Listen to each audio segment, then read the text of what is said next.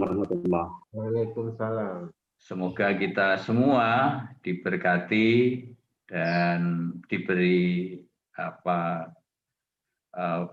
anugerah kesehatan sehingga bisa, memang kita juga perlu bersyukur juga karena kita masih bisa bertemu pada sore hari ini. Hari ini kita akan mencoba memahami, karena sekarang ini dalam konteks teori pendidikan, memahami sesuatu itu sangat penting. Kita akan mencoba memahami pendidikan yang ada di Aceh, dan tentu dengan berbagai diskusi, barangkali juga kita akan menggunakan teori-teori tertentu sehingga kita akan bisa berkontribusi seberapapun terhadap pendidikan di Indonesia, utamanya pendidikan di Aceh. Memang kalau di dalam kelas ilmu pendidikan, comparative studies itu sekarang tidak begitu diminati lagi, karena yang terjadi kadang-kadang hanya membandingkan praktek-praktek baik saja di satu tempat tanpa melihat konteks yang real yang terjadi di suatu daerah. Sehingga ketika kita mencangkokkan sesuatu best practices yang terjadi di daerah lain, hasilnya tidak begitu memuaskan, bahkan kadang-kadang menjadi lebih buruk dari yang sebelumnya.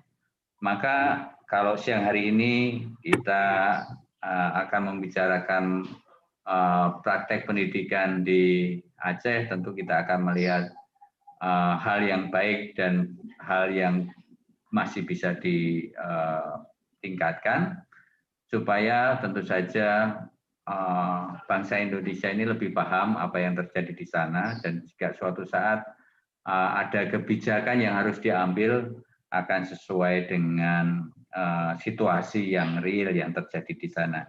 Pada hari ini kita akan dipatik oleh Mas Iswantoro Adinugroho, yang tentu nanti akan diperkenalkan oleh Mas Dedi yang akan menjadi moderator kita pada siang hari ini.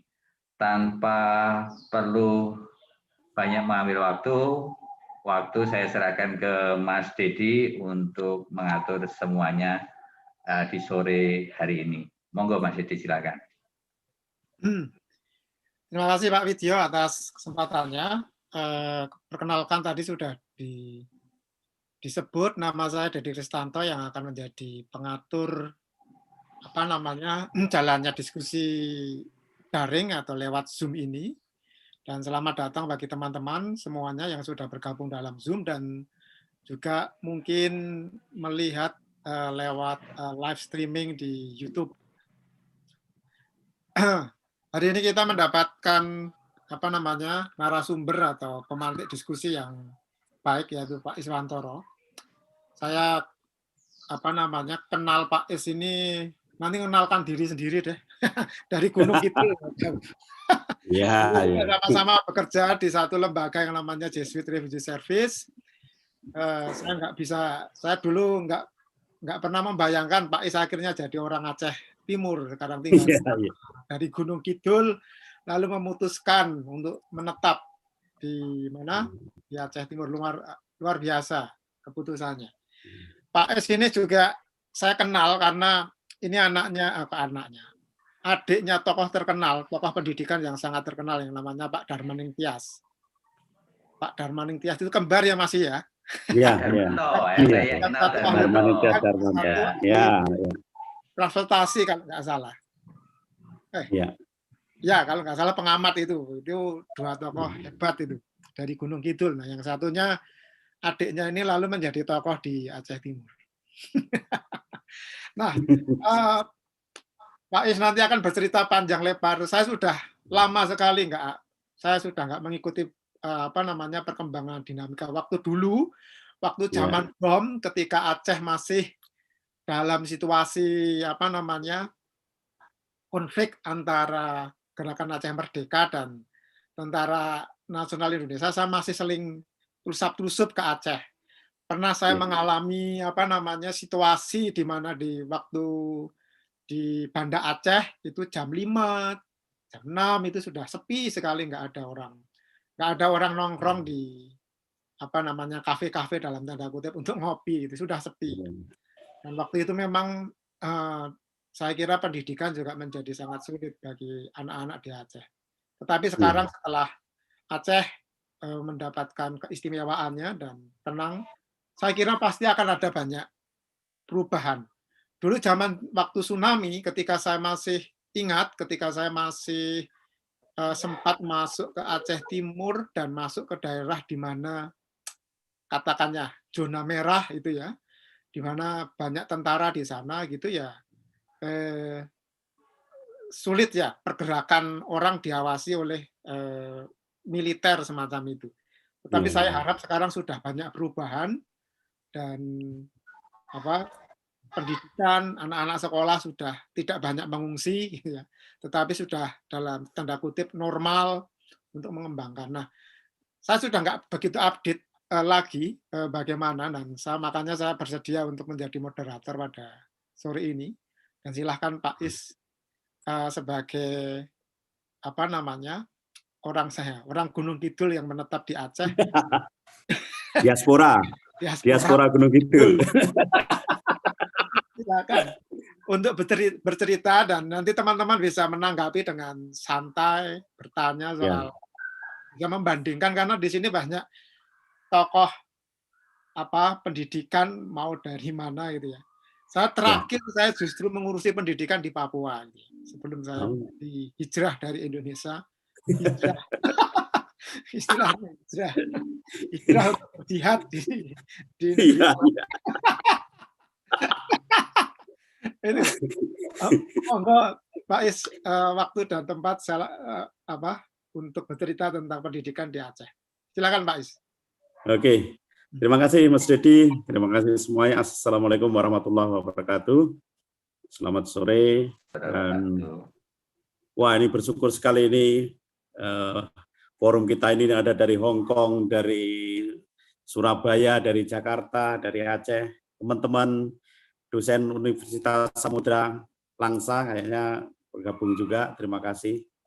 Ya, seperti yang diceritakan Mas Dedi tadi, ada 2 pengalaman traumatik bagi masyarakat di Aceh, yaitu konflik dan tsunami, dan kemudian itu juga turut berperan dalam membentuk jati diri masyarakat Aceh yang inklusif karena banyak menerima tamu atau kehadiran dari masyarakat dari seluruh dunia pada waktu post tsunami dan konflik respon.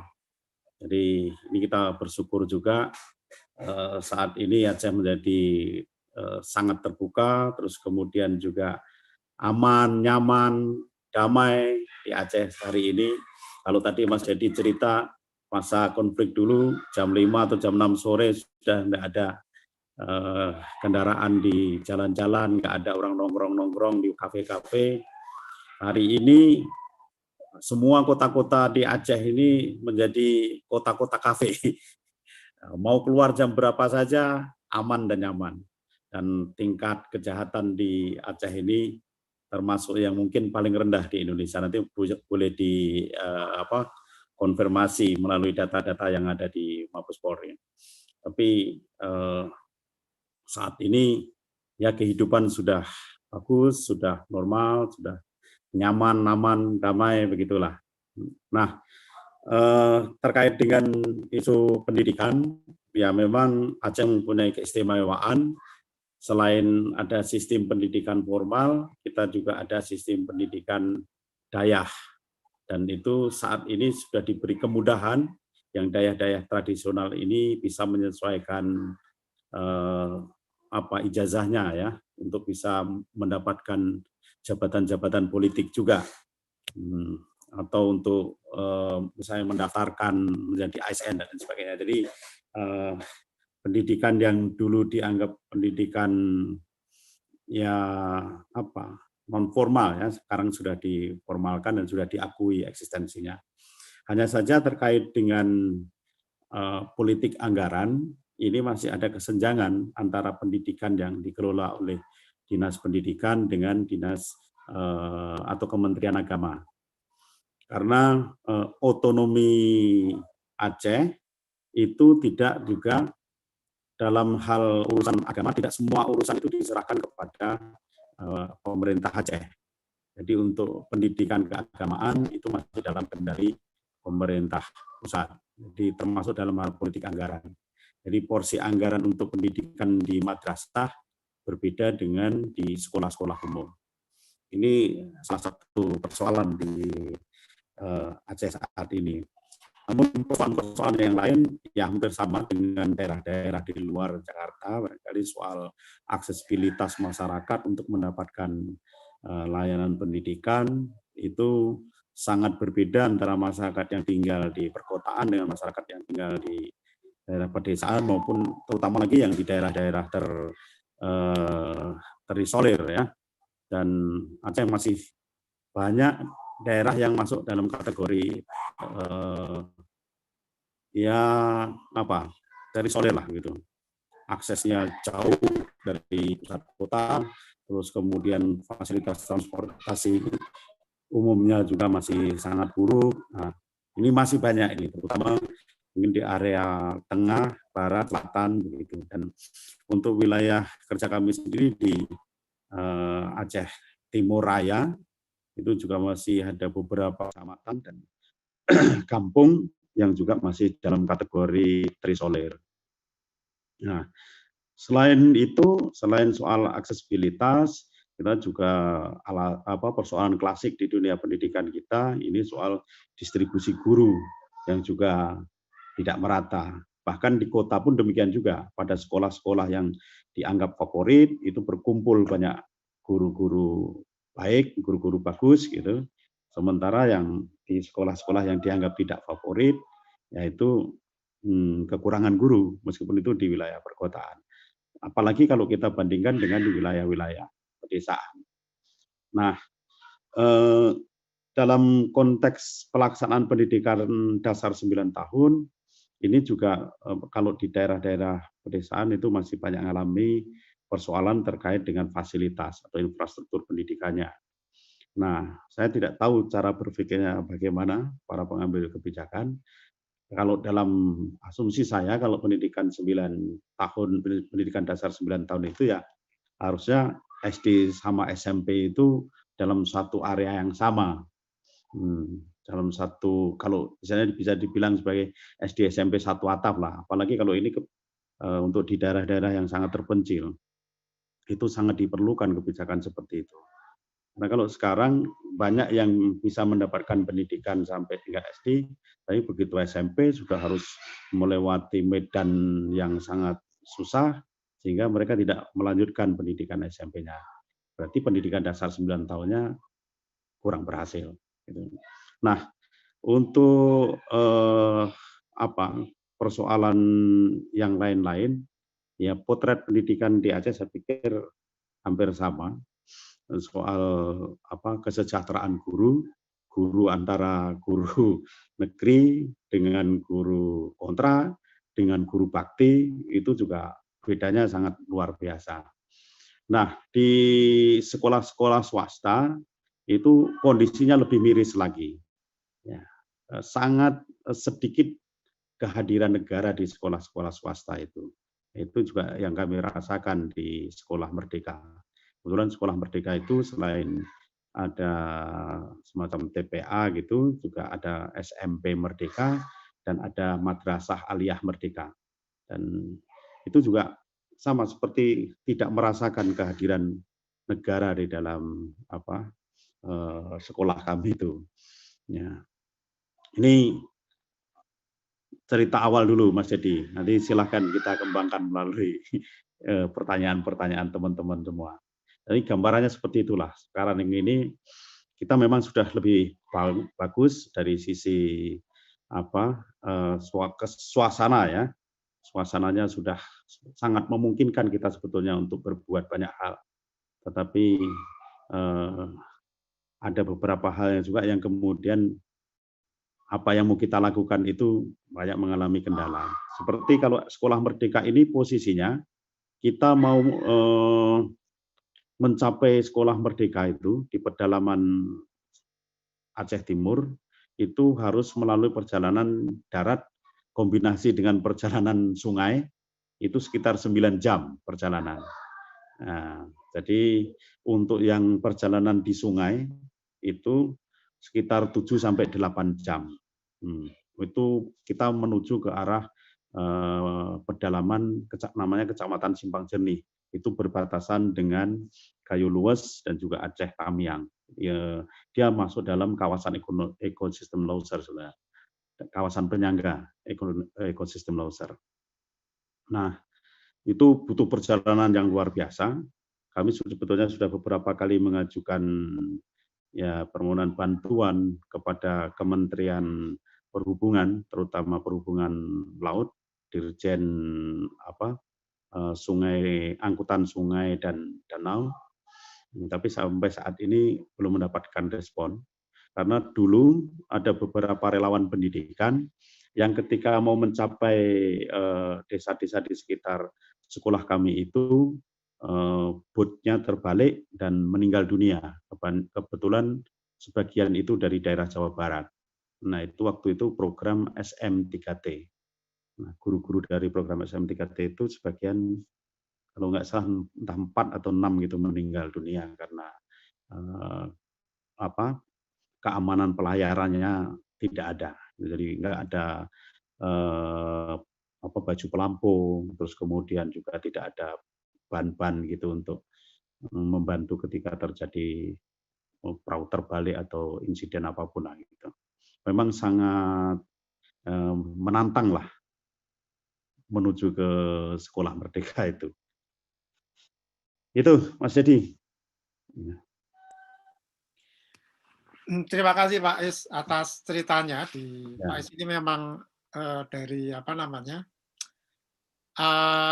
brosur yang ditulis di Kita Peduli Pendidikan itu memang mengelola Yayasan Anak Merdeka. Tadi sudah disinggung sedikit. Ada beberapa yang selalu menjadi tantangan. Pertama adalah soal keterpencilan, bahwa keterpencilan itu lalu menghambat akses pada pendidikan, dan ternyata di Aceh juga masih tadi sudah disinggung sulit di daerah-daerah Aceh. Saya bisa membayangkan sedikit lah, karena dulu saya sempat sedikit belusuan lah di Aceh Timur dan sampai ke Aceh Selatan, terus Aceh Utara, bisa membayangkan. Nah, lalu ini soal keterpencilan ya, soal akses. Lalu yang kedua, tadi disebutkan ketidakhadiran negara. Lalu yang ketiga, swasta. Kalau saya membayangkan, kalau tadi Pak Iswantoro menyebutkan pihak swasta, banyak pengelola pendidikan swasta apakah masih berafiliasi dengan agama, atau tadi disebut dengan mungkin model pesantren semacam itu. Apakah bisa dikembangkan? Pertanyaannya, kalau di Jawa itu, di Jawa Timur itu kan pesantren itu kan kuat.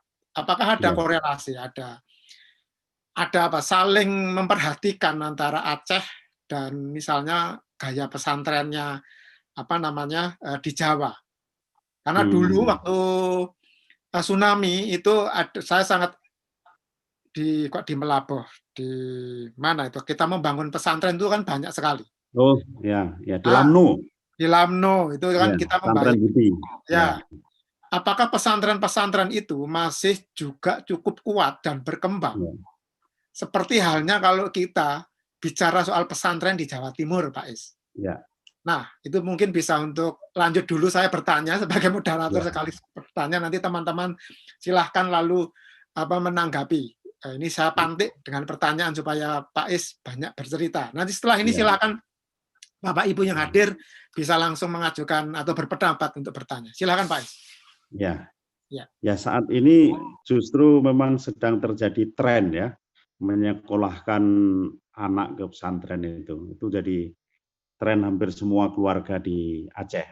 Kalaupun anak itu sekolah formal di sekolah umum, tetap malam harinya atau sore harinya mereka di dayah atau di pesantren atau ada di balai-balai pengajian yang ada di kampung-kampung terdekat.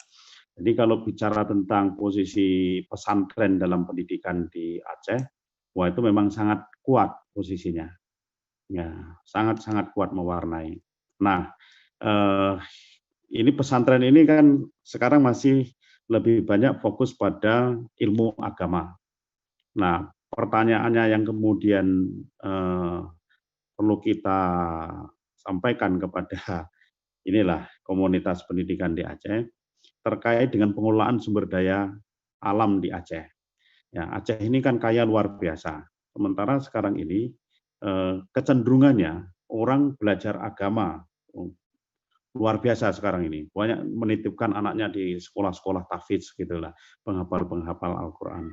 Ya, ini memang bagus juga, tapi menurut saya bagaimana dengan soal amaliyahnya? Ya, ada ayat-ayat kauliyah, ada ayat-ayat kauniyah. Mana waduh, sorry.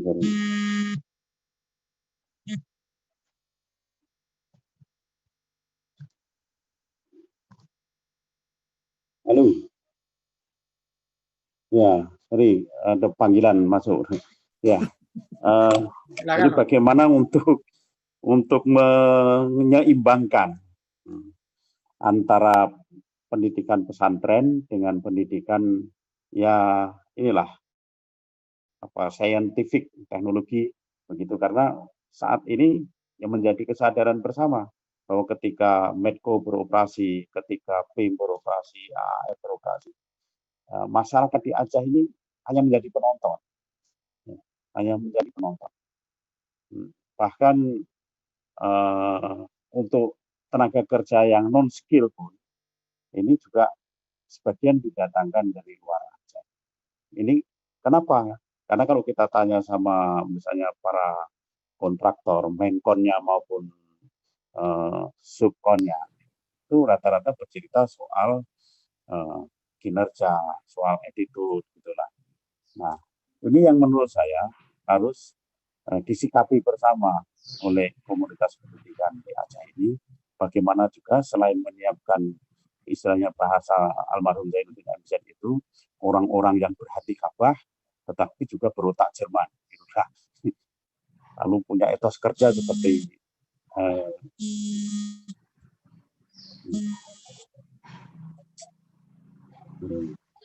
sorry, banyak telepon masuk nih. Saya nggak tahu bagaimana ini mematik. Ya, ini yang seharusnya dipersiapkan ke depannya. Ini menjadi tantangan bagi komunitas pendidikan di Aceh.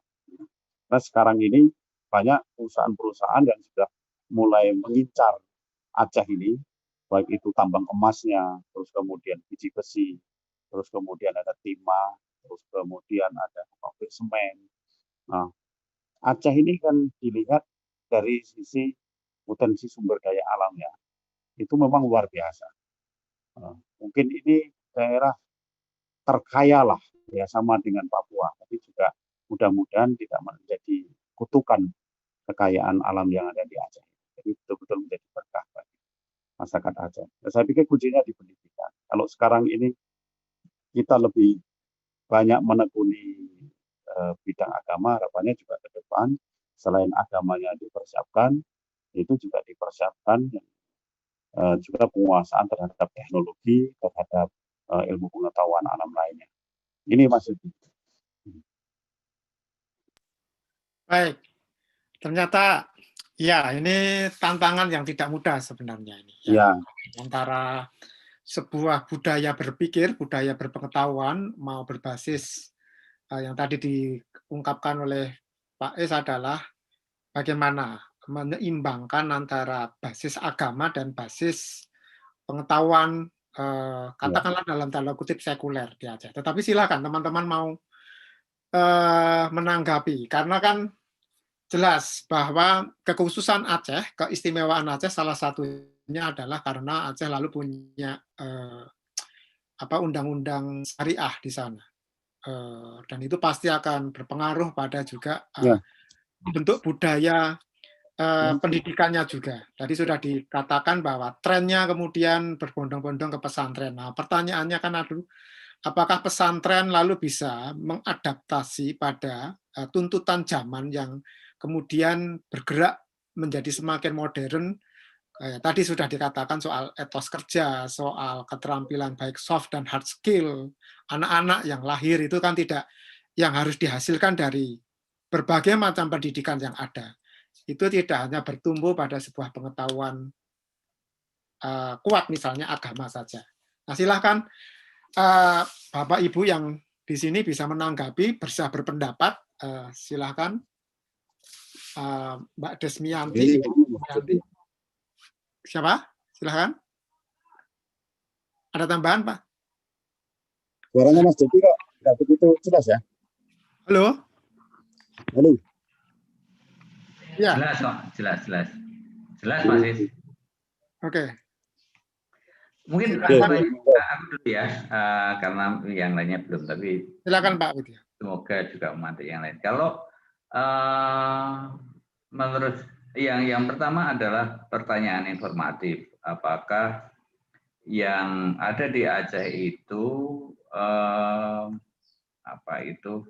katakanlah sekolah-sekolah yang ada, kalau itu boarding school atau juga kalau di sini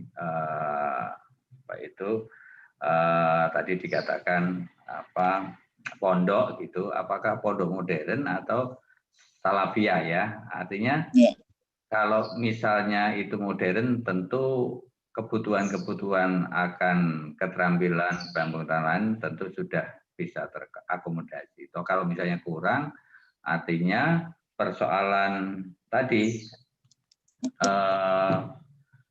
mengenai pemerataan kualitas pendidikan itu yang bisa ditingkatkan. Itu. Lalu yang kedua, pertanyaan informatif juga sebelum semoga nanti bisa mematik pertanyaan lain adalah kebutuhan akan sekolah itu sendiri. Apakah sudah bisa dipetakan ya? Kalau orang tua menghendaki anaknya sekolah itu sebenarnya yang diinginkan itu apa? Itu kalau misalnya teori untuk perubahan sosial kan anak disekolahkan, kalau sekarang orang tuanya petani, harapannya besok anaknya jadi guru gitu. Anaknya jadi guru, cucunya akan menjadi pengusaha. Nah, apakah kebutuhan akan pendidikan ini sudah dipetakan? Saya kira dua pertanyaan informatif itu dulu, Pak Is. Terima kasih. Ya, mohon maaf ya, suaranya di saya kok lemah sekali ya. Ya, saya jawab dulu terkait dengan pondok pesantren yang ada di Aceh. Ini memang ada dua model, ada yang modern dan ada salafiyah. Tapi masih dominan yang salafiyah, Pak, kalau di Aceh ini. Ya, di yang modern hanya ada beberapa, meskipun kecenderungannya akhir-akhir ini juga banyak orang kaya yang berinvestasi membuat pondok-pondok pesantren modern, atau istilahnya kalau sekarang sekolah IT, Islam terpadu, ya sudah mulai banyak, dan rata-rata ini memang yang melakukan investasi adalah orang-orang kaya di Aceh. Nah, kecenderungannya kalau saat ini pesantren modern ini kan mahal, ya. Jadi ini masih golongan ya kelas menengah ke atas lah yang menyekolahkan anak di pesantren modern ini. Kalau yang masyarakat kebanyakan itu memang cenderung ke salafiyah. Kalau di salafiyah itu kan ada yang per bulannya cuma 125.000. Nah, itu jadi hanya untuk urun bayar listrik gitu ya, bayar listrik, bayar air gitu. Tapi untuk tenggu-tenggunya atau guru-gurunya atau ustadz-ustadznya itu hanya berdasarkan kerelaan hati. Dan memang banyak orang yang mempunyai keyakinan bahwa dengan dia menyebarkan ilmu pengetahuan di bidang agama itu, mereka kehidupannya akan dijamin oleh Allah, itulah. Jadi tidak begitu mementingkan soal aspek bayaran ini kalau di tengku-tengku di pesantren salafiyah. Nah, jadi kecenderungannya memang pondok modern sekarang sudah mulai bertumbuh, tetapi juga jumlahnya belum signifikan, masih didominasi oleh pesantren salafiyah. Nah, sebetulnya ini juga bisa saja menjadi apa istilahnya strategis peran salafiyah ini ketika pemerintah melihat ini sebagai sebuah peluang untuk ya tadi itu bagaimana kemudian mendidik teman-teman yang ada di pesantren salafiyah ini tentang keterampilan hidup, misalnya bertani kah, atau terus kemudian ya kayak semacam teknik mengelas yang sederhana-sederhana seperti itulah. Terus kemudian apakah itu beternak dan sebagainya. Nah, yang seperti ini belum banyak dikerjakan. Kalaupun ada mungkin masih 1-2 gitu yang sifatnya ini masih inisiasi ya, tahap inisiasi. Tapi belum terus kemudian ini menjadi sebuah gerakan yang lahir dari kesadaran bersama bahwa pesantren salafiyah ini juga bisa menjadi titik tumbuh bagi berkembangnya sumber daya manusia Aceh yang tadi itu, yang seimbang antara hati dan pikirannya dengan apa konsep istilahnya si Zainuddin MZ tadi, berhati Ka'bah, terus berpikiran atau berotak Jerman. Nah, ini yang menjadi PR ini menurut saya, dan mudah-mudahan ini menjadi ya kesadaran juga di pemerintah Aceh dalam konteks untuk bagaimana membangun sistem pendidikan di Aceh ke depan yang lebih baik. Nah, pesantren salafiyah ini harus digarap secara serius menurut saya, melihat dari jumlahnya yang begitu banyak, lalu melihat posisi mereka yang rata-rata di pedesaan. Sekarang ini kan ya kita akui bahwa di pedesaan ini memang ekonominya juga masih lemah, terus kemudian juga akses terhadap layanan dasar juga masih kurang. Nah, mudah-mudahan dengan melihat peran strategis pesantren salafiyah ini tadi, pemerintah bisa mengoptimalkan. Lalu soal apa sih sebetulnya tujuan orang menyekolahkan anaknya gitu. Ya ini masih banyak inilah, banyak variannya. Ada orang yang memang menyekolahkan anak ini tujuannya supaya anak saya nantinya menjadi pegawai negeri, ya, menjadi entah pegawai di perusahaan, gitu. Itu mayoritas memang masih seperti itu. Itu nggak bisa dipungkiri lagi. Nah, ini yang kemudian menyebabkan terjadinya, menurut saya apa ya? Jadi karena anak-anak ini sekolah tapi tidak berdasarkan dengan kebutuhannya sendiri, hanya dorongan dari orang tua. Besok kelak akan menjadi pegawai atau apa gitu. Jadi anak-anak pun kurang enjoy sekolah. Nah, sekolahnya kebanyakan lari ke kafe-kafe, main game online, atau apa gitu. Nah ini tantangan dari bagaimana kelak bisa menciptakan sekolah yang kalau bahasanya sekarang itu ramah anak gitu, atau sekolah yang menyenangkan, atau sekolah yang memerdekakan. Nah ini yang menjadi tantangan ke depan. Jadi anak-anak datang ya karena sistem pendidikan di sekolah kita juga masih menggunakan paradigma pendidikan lama begitu sebagian besar. Nah, jadi anak-anak sekolah datang mendengarkan apa yang disampaikan oleh guru, ya, selesai, ya sudah pulang begitu saja tanpa ada misalnya tradisi untuk berdiskusi, tradisi untuk mencari referensi lain di perpustakaan, seperti itu memang saya lihat di sini masih sangat-sangat jarang. Ya, lebih dominan menggunakan Google sebagai sumber referensi. Terus kemudian kalau kita berharap pada perubahan di kampung, di daerah pedesaan, ya pendidikan ini bisa positif, bisa negatif. Ya, seperti ketika kami melakukan pendampingan di daerah pedalaman di Aceh Timur ini. Dulu kita berharap pendidikan ini yang kita lakukan hanya menjadikan mereka itu sadar akan masalah apa yang terjadi di lingkungan sekitar. Lalu mereka mau bergerak untuk merubah kondisi itu dengan melihat potensi yang ada di kampungnya sendiri. Ya. Tapi terus kemudian banyak yang tadi itu sekolah pindah ke kota dan sekarang menjadi tren ini. Lalu ketika mereka pulang ke kampungnya, ya seperti menjadi orang asing di kampungnya dengan gaya kota, terus kemudian dengan ya kesadaran yang sudah mengalami ya urbanisasi juga gitu. Nah ini yang terjadi saat ini. Dan mereka jarang yang anak-anak muda kita ini mau kembali menekuni sektor pertanian. Ya, lebih banyak yang kemudian anak muda ini terjebak pada misalnya apa itu jadi kurir narkoba.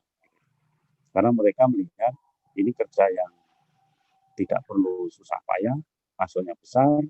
Gitu. Ini yang terjadi saat ini. Ya, jadi narkoba di Aceh saat ini perkembangannya luar biasa, sangat merasakan. Dan itu terjadi pada orang-orang yang mengalami ya urbanisasi kesadaran tadi itu. Orang-orang dari kampung-kampung yang melihat dan bergaya hidup yang mencoba untuk ke kota-kotaan tapi tidak mampu secara ekonomi, lalu mereka terjebak pada lingkungan yang salah. Nah, dulu sekolah Merdeka itu sebetulnya sederhana. Awalnya itu ketika melihat bagaimana anak-anak yang sudah lulus SD ternyata belum bisa baca tulis. Terus kemudian anak-anak yang lulus SD, bahkan ada yang belum lulus SD, sudah nikah. Sehingga angka kematian ibu melahirkan maupun anak yang dilahirkan itu juga tinggi. Terus kemudian kondisi sanitasi di kampung yang kita layani waktu itu sungguh sangat memprihatinkan. Air bersih, akses terhadap air bersih nggak ada. Itu mereka harus ke sungai, turun ke sungai untuk mendapatkan.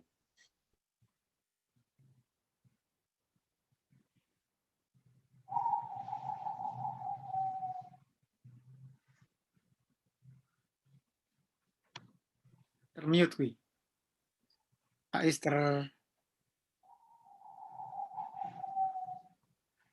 mute, Mas. Pak Is.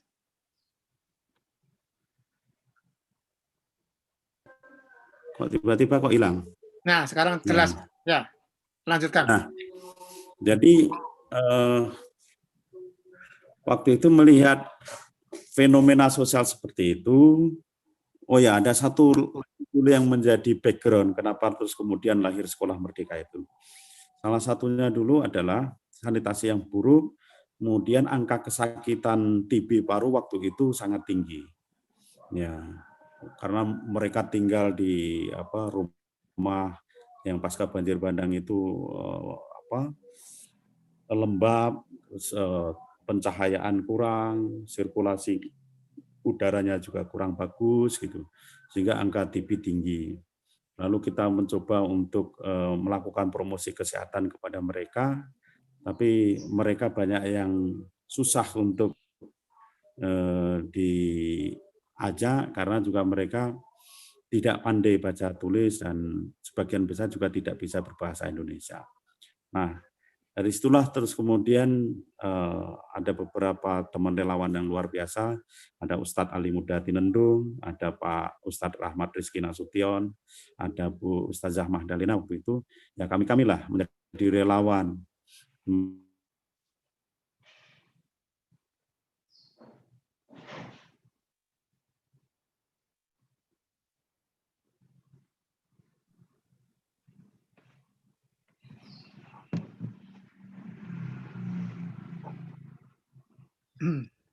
Nampaknya terputus. Ya, nampaknya terputus.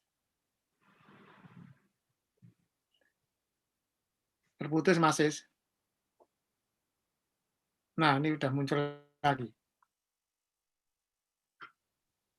Relawan sampai ceritanya pada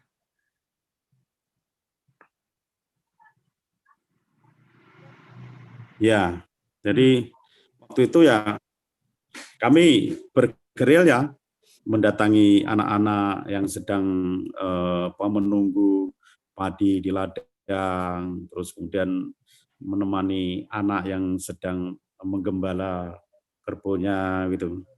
Jadi dari situlah kemudian kita ajak bercerita dengan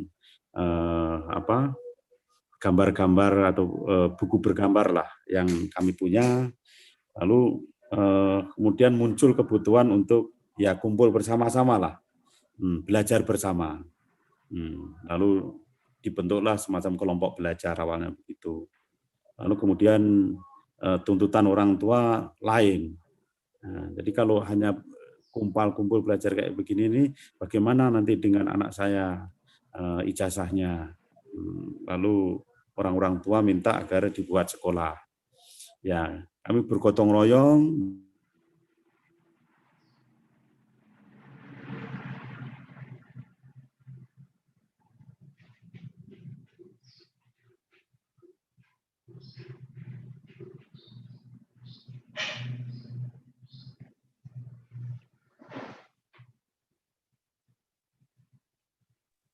sampai bergotong royong, Pak Is. Ya, jadi orang tua dan anak-anak waktu itu gotong royong bersama dengan kami mengumpulkan kayu-kayu kecil, lebih tepatnya cabang-cabang pohon gitulah, untuk membuat gubuk untuk bersama-sama. Nah, lalu kemudian berkembang, dan ya saat ini ada beberapa anak dari kampung-kampung terdekat selain Tampur Palo, ada dari HTI Rantonaru, dari Tampur Pur, dari Meliti, itu yang belajar bersama dengan kami. Nah, kami awalnya punya prinsip yang sangat kuat terkait dengan bagaimana praktek pendidikan di Sekolah Merdeka. Jadi kita tidak pakai seragam, tidak pakai sepatu, tidak ada jadwal yang tetap.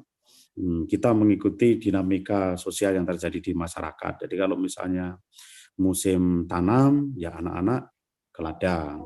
Terus kalau kemudian musim panen, ya anak-anak juga kembali ke ladang untuk memanen, membantu orang tuanya gitu.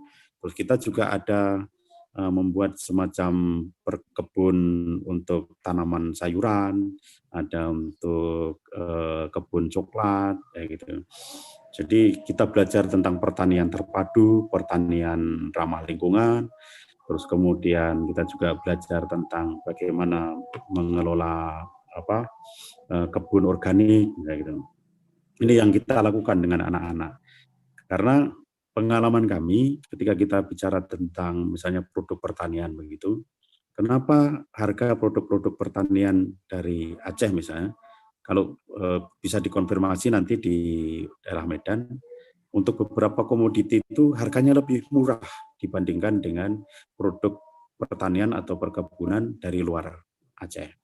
Contoh yang paling gampang, kalau misalnya kita jual pinang, ini yang menjadi komoditi sebagian besar masyarakat Aceh.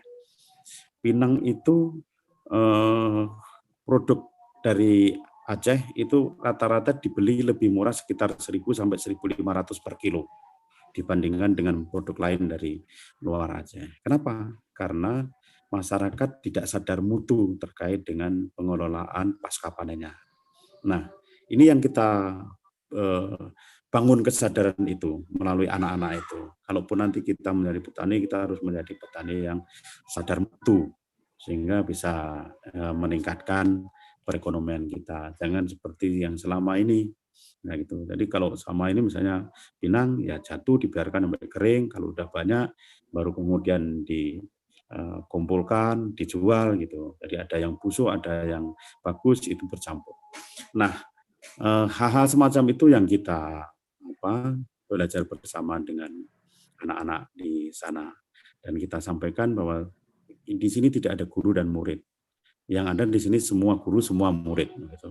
Dan alam semesta ini adalah tempat kita belajar dan juga ini adalah media belajar kita. Inilah ayat-ayat kauniyah yang disampaikan oleh Allah melalui bentangan alam ini. Ini yang harus kita pelajari. Jadi kalau kita baca Iqra itu bukan maksudnya mempelajari Al-Quran aja, teks secara tekstual, tapi juga harus secara kontekstual. Melihat bagaimana alam ini juga bagian dari karya cipta Tuhan yang kemudian kita pelajari, terus dan kita kelola agar bermanfaat untuk kemaslahatan bersama.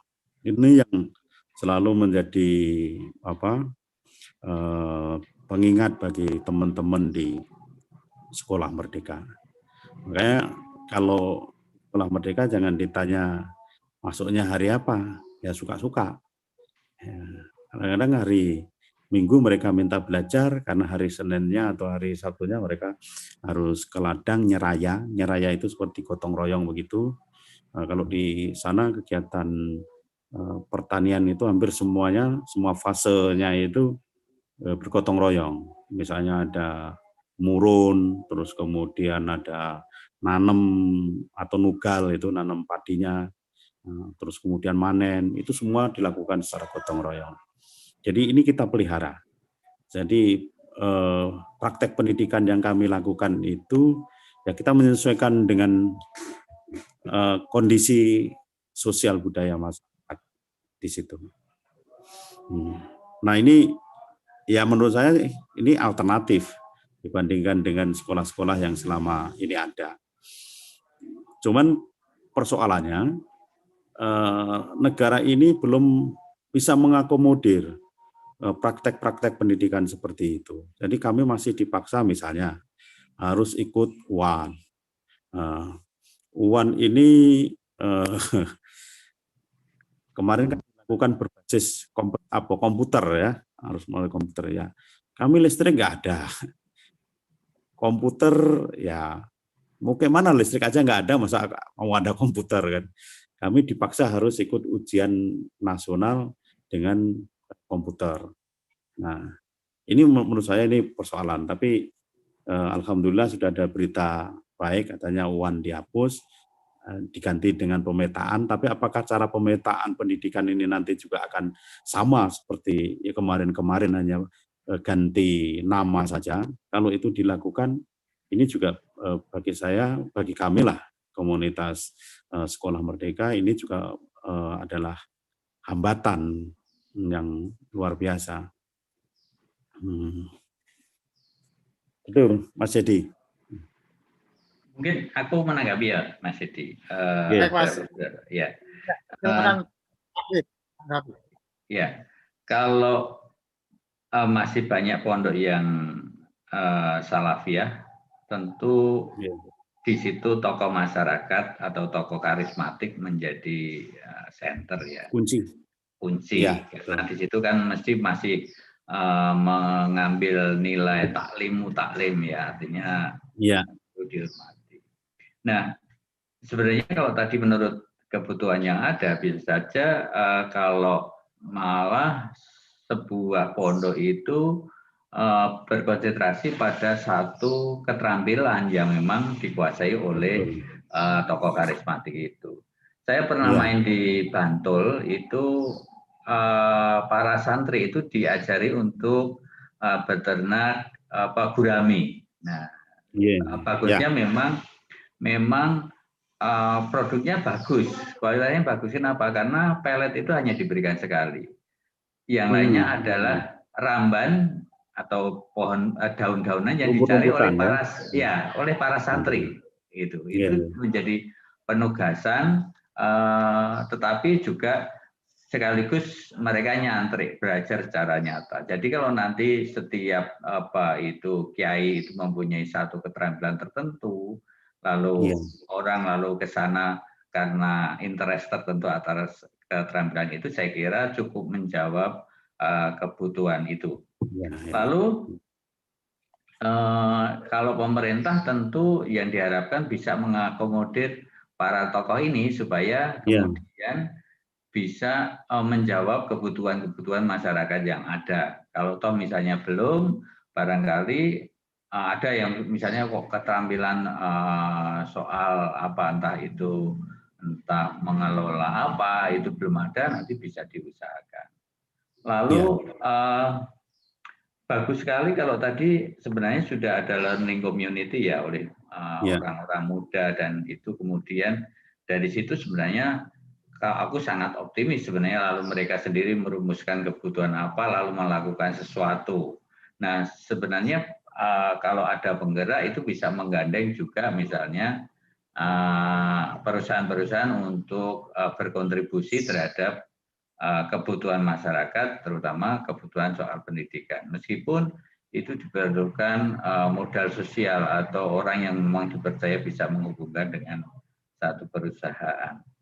Lalu yang kedua saya rasa baik adalah ketika sekolah berdasarkan dinamika masyarakat yang masih terjadi di sana. Hanya kalau saya mengusulkan supaya itu lebih meaningful, itu diperkuat masalah refleksinya. Misalnya hari ini ada kerjasama ini kalau misalnya menanam gitu kan, mahasiswa bisa dilihat gimana cukup efektif tidak misalnya. Menurut kamu ada sesuatu yang bisa ditingkatkan tidak misalnya. Jadi kita memang belajar dari pengalaman yang nyata. Ya, itu saya kira dari keterbatasan lalu kita bisa mandiri, tidak mulu-mulu. Kalau misalnya yang pondok modern, saya kira acuannya tentu sudah pada kurikulum yang terstandarisasi. Ya, tentu itu. Jadi sebenarnya kalau ya tadi seperti dikatakan oleh Mas Is, kalau yang modern itu tentu peminatnya sudah dari menengah ke atas gitu kan, dan sekolahnya juga sudah tentu menerapkan standar-standar kurikulum yang ada gitu. Nah itu komentar saya Mas Is. Semoga pendidikan tetap bertumbuh dengan bagus, terutama dari kesadaran anggota masyarakat sendiri. Itu komentar saya. Terima kasih. Terima kasih Pak Widyo. Ya ini yang menjadi poin penting menurut saya, bagaimana kemudian pemerintah Aceh mampu melihat posisi strategis para abu-abu atau kiai-kiai yang ada di Dayah Salafiyah ini sebagai agen perubahan. Betul sekali, karena menurut saya saat ini perhatian terhadap daya-daya salafiyah itu masih sangat-sangat minim. Ya, kita melihat stereotipnya kalau sekarang ini daya salafiyah itu dari sisi penampilan fisiknya itu juga bangunannya berupa gubuk-gubuk yang sangat sederhana, terus kemudian fasilitas lainnya juga masih sangat-sangat minim. Nah, inilah stereotipnya. Terus kemudian santri-santri yang di situ, kalau mereka tinggal di situ banyak yang sakit kulit, entah itu kudisan, ya ini yang sering terjadi saat ini. Dan banyak yang pesantren-pesantren ini sebetulnya seperti yang disampaikan oleh Pak Widyo tadi itu punya potensi besar untuk digandeng pemerintah merubah dengan posisi kiainya yang sangat istilahnya otoritatif lah secara moral di masyarakat gitu. Nah, itu harusnya memang kemudian banyak digandeng oleh pemerintah untuk mendorong perubahan sosial ke arah yang lebih baik. Ya, kita berharap Aceh ini ke depan tidak menerima kutukan sebagai daerah yang kaya sumber daya alam, terus kemudian sering muncul konflik. Nah, kita berharap ke depan Aceh ini menjadi daerah yang tetap aman, nyaman, damai, dan masyarakatnya sejahtera. Nah, ini terima kasih catatan kritisnya Pak Widyo tadi, dan mungkin nanti bisa kami amplifikasi lah terutama ke pemerintah gitu, supaya posisi pesantren Salafiyah ini kemudian lebih diperhatikan. Nah, terkait dengan kegiatan refleksi dari setiap proses pembelajaran, ini yang menjadi inti dari proses belajar kami. Jadi belajar itu bisa di mana saja, dalam bentuk apa saja, dengan siapa saja. Tapi yang paling penting adalah proses refleksinya. Disitulah dari inti proses menarik intisari ajaran atau nilai-nilai kebaikan itu dari proses refleksi ini. Nah, terima kasih juga ini dikuatkan, dan ini ada beberapa relawan pendidikan kami yang kayaknya juga ikut bergabung. Jadi ini semakin dikuatkan oleh Pak Widyo bahwa betapa pentingnya proses refleksi dari setiap proses pembelajaran yang terjadi di komunitas kita. Terima kasih Pak Widyo. Baik, terima kasih kembali, Mas atas Edi. ya tanggapannya dan penjelasan yang lebih lengkap gitu ya, memberikan gambaran bagaimana situasi di Aceh Timur terutama dengan yang dikelola oleh Pak Is dengan Yayasan Sekolah Merdeka. Mungkin ada pertanyaan atau tanggapan atau hal lain yang bisa menghangatkan diskusi ini. Silahkan. Boleh saya bicara? Silahkan. Boleh sekali. Silahkan. Bismillahirrahmanirrahim. Assalamualaikum warahmatullahi wabarakatuh. Waalaikumsalam warahmatullahi wabarakatuh. Selamat sore semuanya. Selamat sore. Saya dari Bumi Melayu ya, Riau. Iya. Ya. Jadi tadi informasi dari Pak Iswantara. Kalau di Aceh Iswantara Adi Nugraha. Kalau di Bantul Iswantoro Adi Nugroho, ya. Iya, Mas ya. Iya, betul. Nah, baik. Berbicara tentang Aceh itu sangat menarik ya. Karena apapun ketika orang mendengar kata Aceh itu satu Serambi Mekah. Itu yang pertama. Yang kedua, kilometer nolnya. Kemudian kaya akan potensi sumber daya alam. Nah, betul. Jadi saya pernah berkunjung ke Banda Aceh ya Pak Iswantoro. Tepatnya ke Unsiah dan sekitarnya lah, musim tsunami, pantainya dan sebagainya.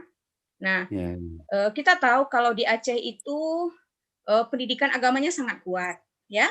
Makanya tadi kita dengar ada semacam pesantren Dayah Salafiyah, ya. Nah, kita tentu tahu bahwasanya kenapa orang tua cenderung memasukkan anaknya sekolah seperti itu, tentu ada maksud dan tujuan. Apalagi sekarang ini kan zaman yang makin ya tidak menentu, tentu butuh pendidikan agama yang kuat sehingga nanti anaknya ke depan bisa menjadi lebih baik. Nah, untuk Pak Iswantoro nih saya mau bertanya tentang dua hal nih. Yang pertama, tadi kan Bapak sampaikan bahwasanya untuk sampai ke daerah tempat Bapak itu penuh perjuangan, baik dari segi batin ya, jalan, sungai dan sebagainya. Nah, itu satu tantangan tersendiri sih sebenarnya untuk mengabdi di daerah terpencil ya. Betul. Nah, yang menjadi pertanyaan saya, bagaimana Pak dengan perhatian dari pemerintah tentang sarana prasarana pendidikannya? Karena kita tahu itu kan ada pemerataan pembangunan di bidang pendidikan. Nah, bagaimana perhatian pemerintahnya? Itu yang pertama. Kemudian yang kedua, seperti kata Pak Widya Kiswara tadi, Aceh kan banyak perusahaan swasta ya Pak ya, yang besar. Contohnya itu Mifa Bersaudara itu kan batu bara dan sebagainya. Tentu mereka punya CSR, Corporate Social Responsibility. Nah, apakah perusahaan yang berada di sekitar daerah Bapak itu ada berafiliasi untuk membantu pesantren-pesantren ini untuk berkembang menjadi lebih baik? Tentu mungkin dari segi gedungnya, sarananya, karena seperti tadi Bapak bilang, listrik pun nggak ada. Saya jadi gimana gitu Pak ya. Tahun sekarang ini kan masih ada daerah kita yang ada listrik. Kemudian yang ketiga, di pesantren tadi itu kan santrinya kan dibekali dengan keterampilan, seperti tadi menanam, berkolam, dan sebagainya. Nah, menurut Pak Iswantara sendiri nih, sejauh ini seberapa besar itu manfaat keterampilan itu yang bisa diterapkan santri ini setelah dia keluar dari sekolahnya, dan itu bisa membantu dia untuk bisa hidup mandiri gitu. Mungkin sekedar menghidupi diri sendiri, bahkan mungkin bisa membantu keluarga. Mungkin itu saja dulu Pak untuk sementara ini pertanyaannya. Terima kasih. Wassalamualaikum warahmatullahi wabarakatuh. Waalaikumsalam warahmatullahi wabarakatuh. Iya, terima kasih saudariku dari Bumi Melayu. Tepatnya di mana, Kak? Oh, saya tepatnya di Pangkalan Kerinci, Pelalawan. Wis. Di sini banyak orang Aceh loh, Pak. Oh Tetangga iya, orang iya, Aceh. iya. Ya, ya. Nah, nanti kami punya festival rentak Melayu Raya namanya di Kota Langsa itu, bisa dilihat di YouTube ya. Jadi biasanya kita mengundang komunitas-komunitas seni Melayu untuk berpentas bersama. Cuman karena tahun ini tahun COVID jadi ya. Untuk di Langsa tahun ini tidak diadakan. Nah, kembali pertanyaan Ibu tadi, Kakak atau Ibu, ya, bagaimana perhatian pemerintah terkait Sapras? Ya, seperti tadi saya sampaikan bahwa untuk di daerah-daerah terpencil ini memang masih sangat minim. Ya, sangat-sangat minim gitu. Memang ada sih beberapa kali tawaran terkait dengan pembangunan sekolah kami, pembangunan fisik sekolah kami. Tetapi ya ini yang masih menjadi PR bersama dengan kita. Bentuk bangunan, terus kemudian material bangunan ini kan selalu diseragamkan kalau di pemerintah ini. Ya, gedung dari batu bata, terus kemudian lantai keramik. Nah, ini yang kita belum bisa menerima terkait dengan maintenance-nya. Kalau misalnya itu terbangun, lalu bagaimana kalau misalnya nanti ada kerusakan? Makanya kami tetap mempertahankan ciri bangunan yang memang selaras dengan kehidupan yang ada di komunitas kami. Ya, jadi kita menggunakan material-material kayu dan itu dibuat sendiri juga oleh orang tua murid bersama dengan ustadz-ustadz kami, gotong royong begitulah. Ya, kalau itu dari batu bata kan tentu keterampilan kami belum memadai untuk itu, jadi kita belum buat. Gitu. Dan kayaknya kita akan tetap mempertahankan ciri itu supaya nanti kalau ada kerusakan-kerusakan, nah itu juga mudah. Kalau papan yang rusak kan kita tinggal cari kayu, minta izin sama yang berwenang, kita potong, kita gergaji, lalu kita pasang sendiri, begitulah cara kami berpikir. Gitu. Lalu terkait dengan infrastruktur pendukung pendidikan lainnya, ya ini memang juga masih sangat-sangat minim. Beberapa kali tadi di awal sudah saya sampaikan bahwa kita sudah pernah mengajukan untuk ada semacam booth sekolah begitu yang diperuntukkan bagi para relawan pendidikan, ya sarana transportasi untuk ngangkut dari dan ke komunitas yang kami dampingi itu. Tapi ini belum mendapatkan respon. Ya, akhirnya terakhir kemarin nanti bisa Ibu lihat di Facebook Yayasan Anak Merdeka. Nah, di situ Ustadz kami bersama dengan anak-anak akhirnya membuat booth sendiri. Nah, Ustadz Ali Mudari Mundung ini. Nah, beliau yang ya entah bagaimana caranya beliau belajar membuat booth dan alhamdulillah jadi beberapa hari yang lalu booth itu sudah digotong rame-rame dibawa ke sungai dan mudah-mudahan mesinnya sudah diinstal dan sudah bisa jalan mudah-mudahan. Saya belum cek ini. Nah, terkait dengan fasilitas lain, sekarang ini kan sedang tren belajar daring dan lain sebagainya. Nah, ini juga di komunitas yang kami dampingi ini belum ada jaringan ini internet. Ya, belum ada. Listrik juga baru saja masuk dan itu pun dayanya sangat lemah. Masyarakat dibatasi hanya untuk misalnya lampu, terus untuk lampu aja hanya beberapa lampu, terus kemudian ada magic jar gitulah untuk masak nasi atau apa gitu. Pokoknya sangat-sangat dibatasi daya yang bisa terpakai. Nah, ini saya juga dalam hal listrik ini kemarin juga sempat mengajukan protes karena begini, di daerah terdekat, di kampung terdekat, kalau yang komunitas yang kami dampingi itu nama kampungnya Tambur Paluh. Di atasnya itu ada namanya Tamburbur, Kampung Tamburbur. Di situ ada PLTMH, pembangkit listrik tenaga mikrohidro, yang sebetulnya potensi dayanya itu cukup besar, bisa dioptimalkan ke tingkat 2 megawatt. Ya, dan itu bisa untuk menerangi bukan hanya Tampur Guru dan Tampur Palu, tetapi kampung-kampung yang lainnya dengan daya 2 megawatt itu. Tapi justru ini kemudian tidak terpakai, tergantikan dengan listrik yang dari jaringan PLN sebelumnya.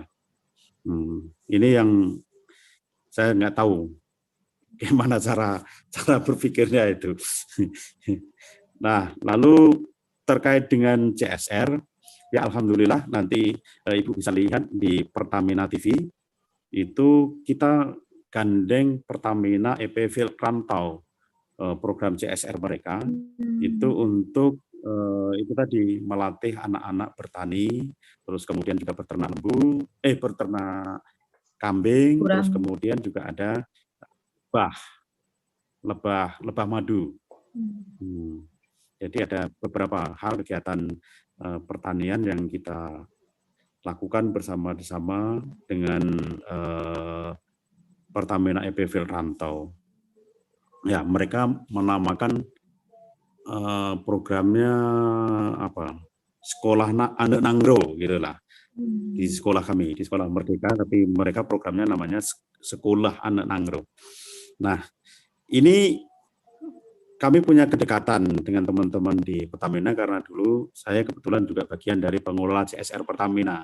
Jadi bisa kita bisa kita dorong lah teman-teman pengambil kebijakan di Pertamina EP Field Rantau itu untuk mengalokasikan sebagian anggarannya ke pedalaman. Meskipun itu sebetulnya di luar area wilayah 1 yang menjadi concern mereka. Biasanya yang dimaksud dengan area wilayah 1 itu di dekat sumur minyak mereka itu. Nah, ini kan jauh sekali. Tapi mereka mau dan mereka cukup konsisten. Mungkin ini sudah jalan tahun ke-5 dan mungkin ini tahun terakhir support mereka kepada Sekolah Merdeka. Tetapi supportnya itu tadi untuk life skill, untuk pertanian dan peternakan. Nah, manfaat keterampilan yang diberikan ini ya kita belum bisa mengukur jauh karena anak-anak ini sekarang kecenderungannya begitu sekolah lulus di SMP Merdeka, mereka lanjut di Madrasah Aliyah Merdeka dan sekarang kuliah. Jadi sekarang ini sudah ya semacam inflasi sarjana di komunitas yang kami dampingi itu. Banyak anak-anak di situ yang kuliah di IAIN Langsa maupun di Universitas Samudra Langsa, ada yang di Unimal, ada yang di Unsiah. Nah, ini juga menurut saya cukup membanggakan, tetapi yang kita harapkan tadi itu yang menjadi catatan kritis kita, jangan sampai ketika mereka sudah kuliah atau sekolah di kota, terus kemudian ketika pulang ke daerahnya, aku merasa asing dan sepi seperti sajak seonggok jagung dari WS Rendra. Ini yang tadi itu ada kekhawatiran kita juga terkait dengan itu. Maka kalau yang di Langsa ini kita ada organisasi Ikatan Keluarga Pelajar dan Mahasiswa Simpang Jernih yang ada di Kota Langsa, supaya kemudian kita mempunyai forum untuk terus mengingatkan mereka agar tidak lupa pada akarnya, akar sejarahnya, bahwa mereka adalah orang dari pedalaman dan harus bisa ke depan mengelola sumber daya alam yang ada di sekitarnya itu dengan sebaik-baiknya. Begitu kira-kira Ibu. Syukran. Terima kasih tanggapannya dan pertanyaannya ya. Bu Desyanti. Apakah akan ada tanggapan dari jawaban tadi Bu Desi? Oke. Yang mau digali silakan. Enggak, baik. Terima kasih Pak Iswantara. Jadi menurut saya apa yang sudah Bapak sampaikan tadi itu sepertinya sudah banyak berkembang ya. Artinya sudah banyak perubahan. Yang tadinya mereka masih madrasah, sekarang sudah banyak kuliah. Nah, tentu kita harapkan ke depannya, mungkin 5 tahun ke depan ya, sekolahnya mungkin semakin bagus. Karena memang waktu saya ke Banda Aceh itu di perjalanan, sebagian besar memang saya tengok munasahnya itu Pak, itu memang dari kayu. Berbentuk rumah panggung ya Pak ya? Dia berbentuk rumah panggung dan itu ciri khasnya kalau nggak salah, di mana itu tempat berkumpul, masyarakat menyelesaikan masalah adat dan sebagainya. Karena kita tahu untuk di Aceh sendiri, itu tadi kan ada aturan pemerintah dan juga ada aturan adat yang sangat mengikat ke masyarakat.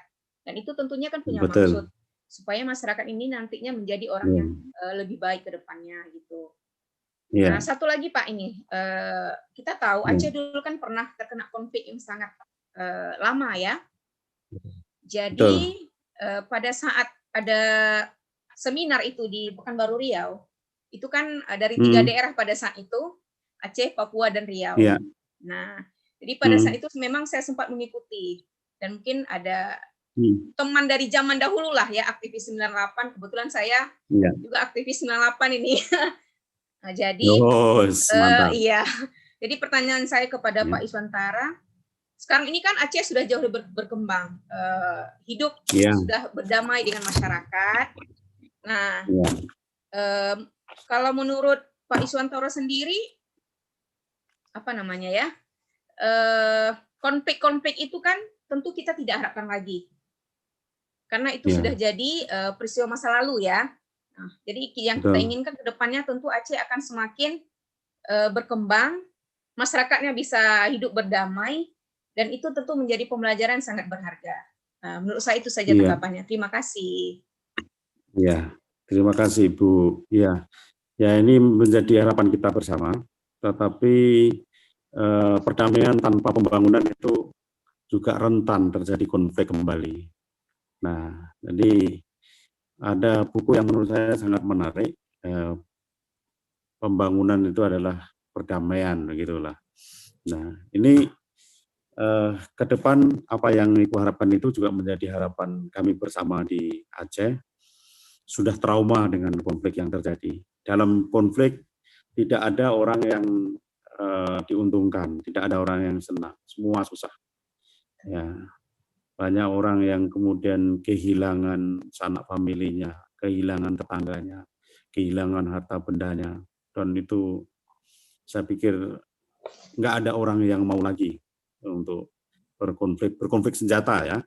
Tapi kalau konflik tidak dengan kekerasan ya itu biasa terjadilah. Nah, ini yang sekarang menjadi titik-titik krusial, yaitu terkait dengan pengelolaan sumber daya alam Aceh. Misalnya seperti kita ketahui bersama bahwa kemudian baru saja ada revisi terkait dengan kontrak karya salah satu perusahaan migas di Aceh dengan pemerintah Indonesia, yang kemudian itu juga agak menyingkirkan peran dari pemerintah Aceh. Jadi ini tidak sesuai dengan MOU Helsinki maupun undang-undang pemerintahan Aceh. Terus kemudian ada juga tentang pencabutan KEK Arun, kawasan ekonomi khusus Arun, sebagai proyek strategis nasional atau PSN. Nah, saya berharap hal-hal seperti ini tidak dilakukan lagi oleh pemerintah pusat, supaya tidak kemudian membangkitkan lagi semangat perlawanan. Karena ya itu tadi, kalau perdamaian ini tidak dirawat dengan pembangunan yang partisipatif, dengan melibatkan masyarakat Aceh, dan masyarakat hanya menjadi penonton, bahkan hanya menjadi penikmat dari polusi, ya potensi konflik itu bisa saja suatu saat muncul lagi. Nah, ini yang memang harus dikelola dengan sangat-sangat bijaksana oleh pemerintah pusat. Ya, harus dilihat kekhususan Aceh ini, dan harus diingat juga meskipun MOU itu kan bukan produk hukum, betul. Tetapi hukum tanpa moralitas, katanya kan MOU itu hanya yang mengikat secara moral. Ya betul memang. Tapi hukum tanpa moralitas itu kan, ya menurut Ibu gimana? Ya harusnya hukum itu ya harus berdasarkan moralitas. Ini yang menurut saya pemerintah pusat harus ya betul-betul hati-hatilah dalam hal menyikapi pembangunan di Aceh saat ini. Ya memang kalau sekarang secara permukaan masyarakatnya ya aman, damai, nyaman begitu, tetapi yang undercover ini yang kita nggak tahu. Dengan kekecewaan-kekecewaan yang muncul itu bisa saja suatu saat terakumulasi.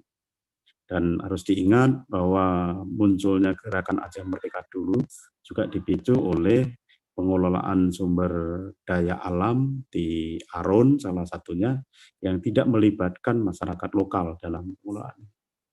Ya, kalau misalnya dianggap SDM Aceh kurang ya, terampil misalnya, ya harusnya dengan 20% anggaran pendidikan ini ya dipakai untuk betul-betul bagaimana memampukan sumber daya manusia Aceh ini supaya mereka ke depan bisa mampu untuk turut mengelola sumber daya alam yang ada.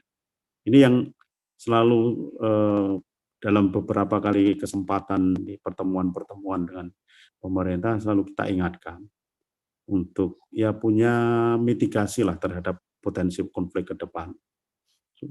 Dengan bagaimana kita menjalankan pembangunan ini betul-betul secara partisipatif, terus kemudian juga ya diminimalisir lah korupsi itu, karena Aceh ini juga menjadi salah satu daerah epicentrum praktek korupsi yang menjadi catatan dari KPK juga, hampir seperti dengan Papua. Ya. Begitu Bu, dan terima kasih atas harapan dan doanya.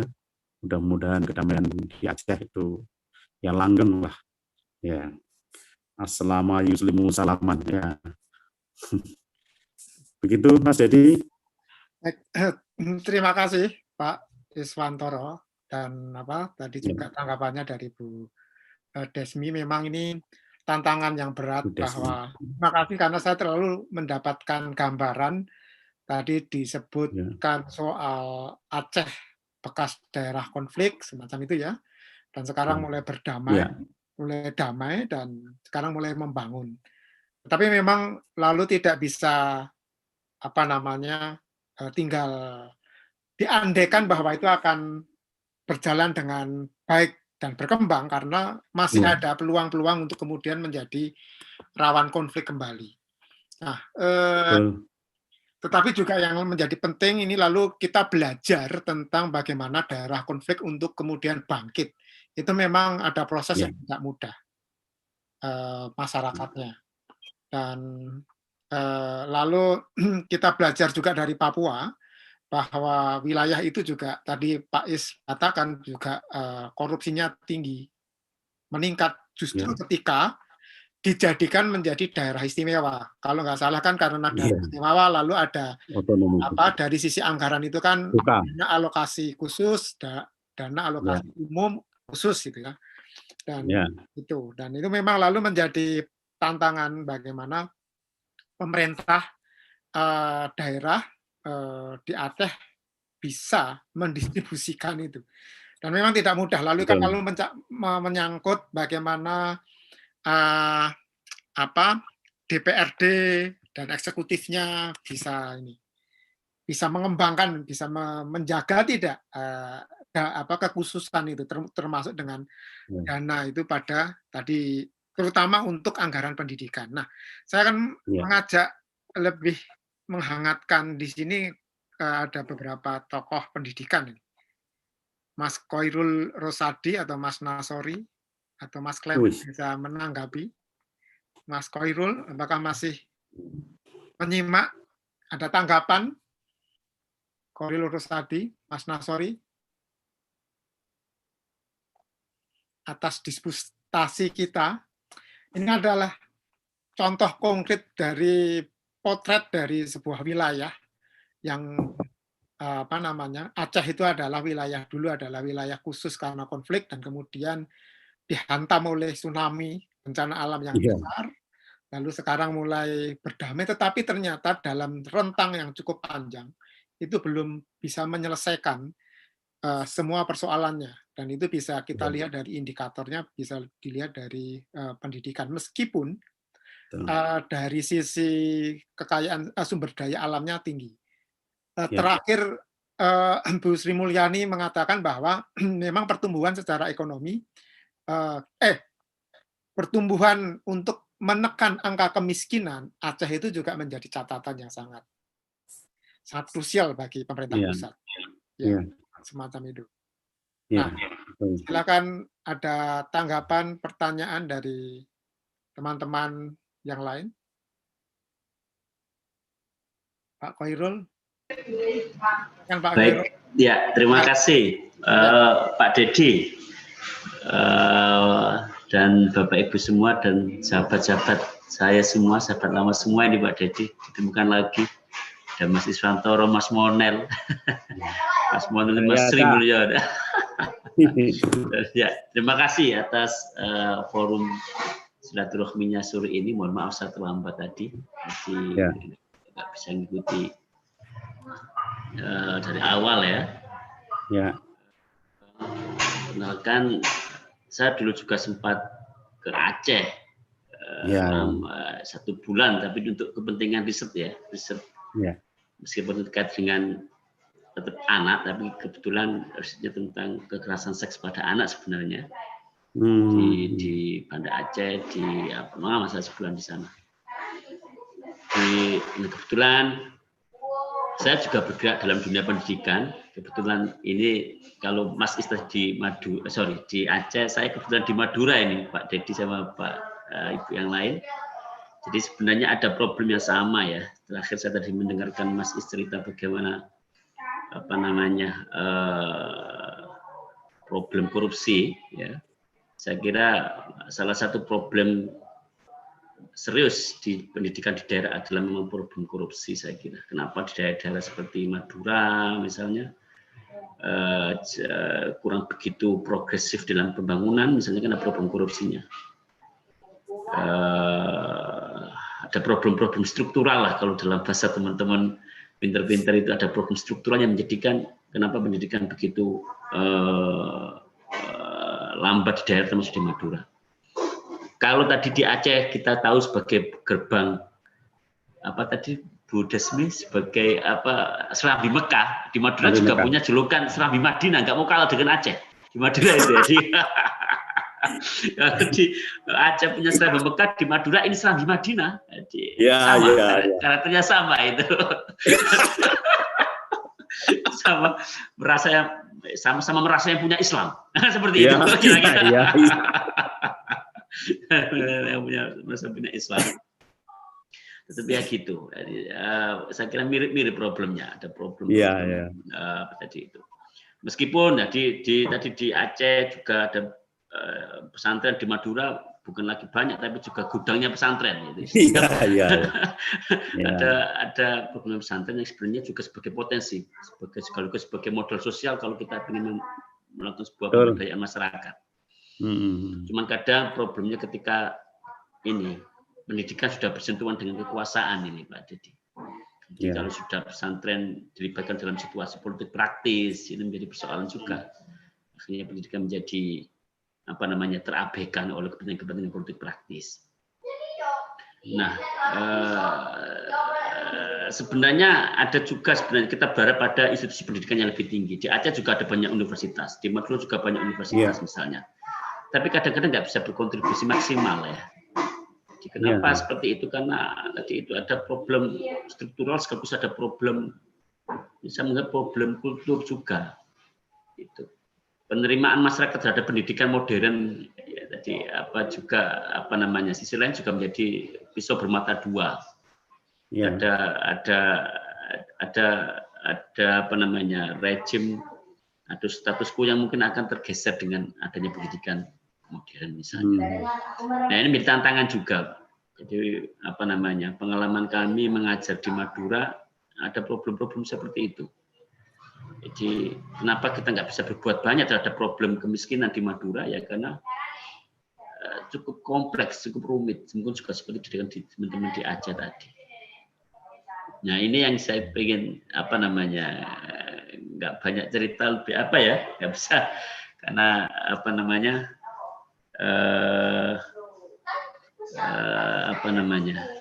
mungkin problem pendidikan di daerah.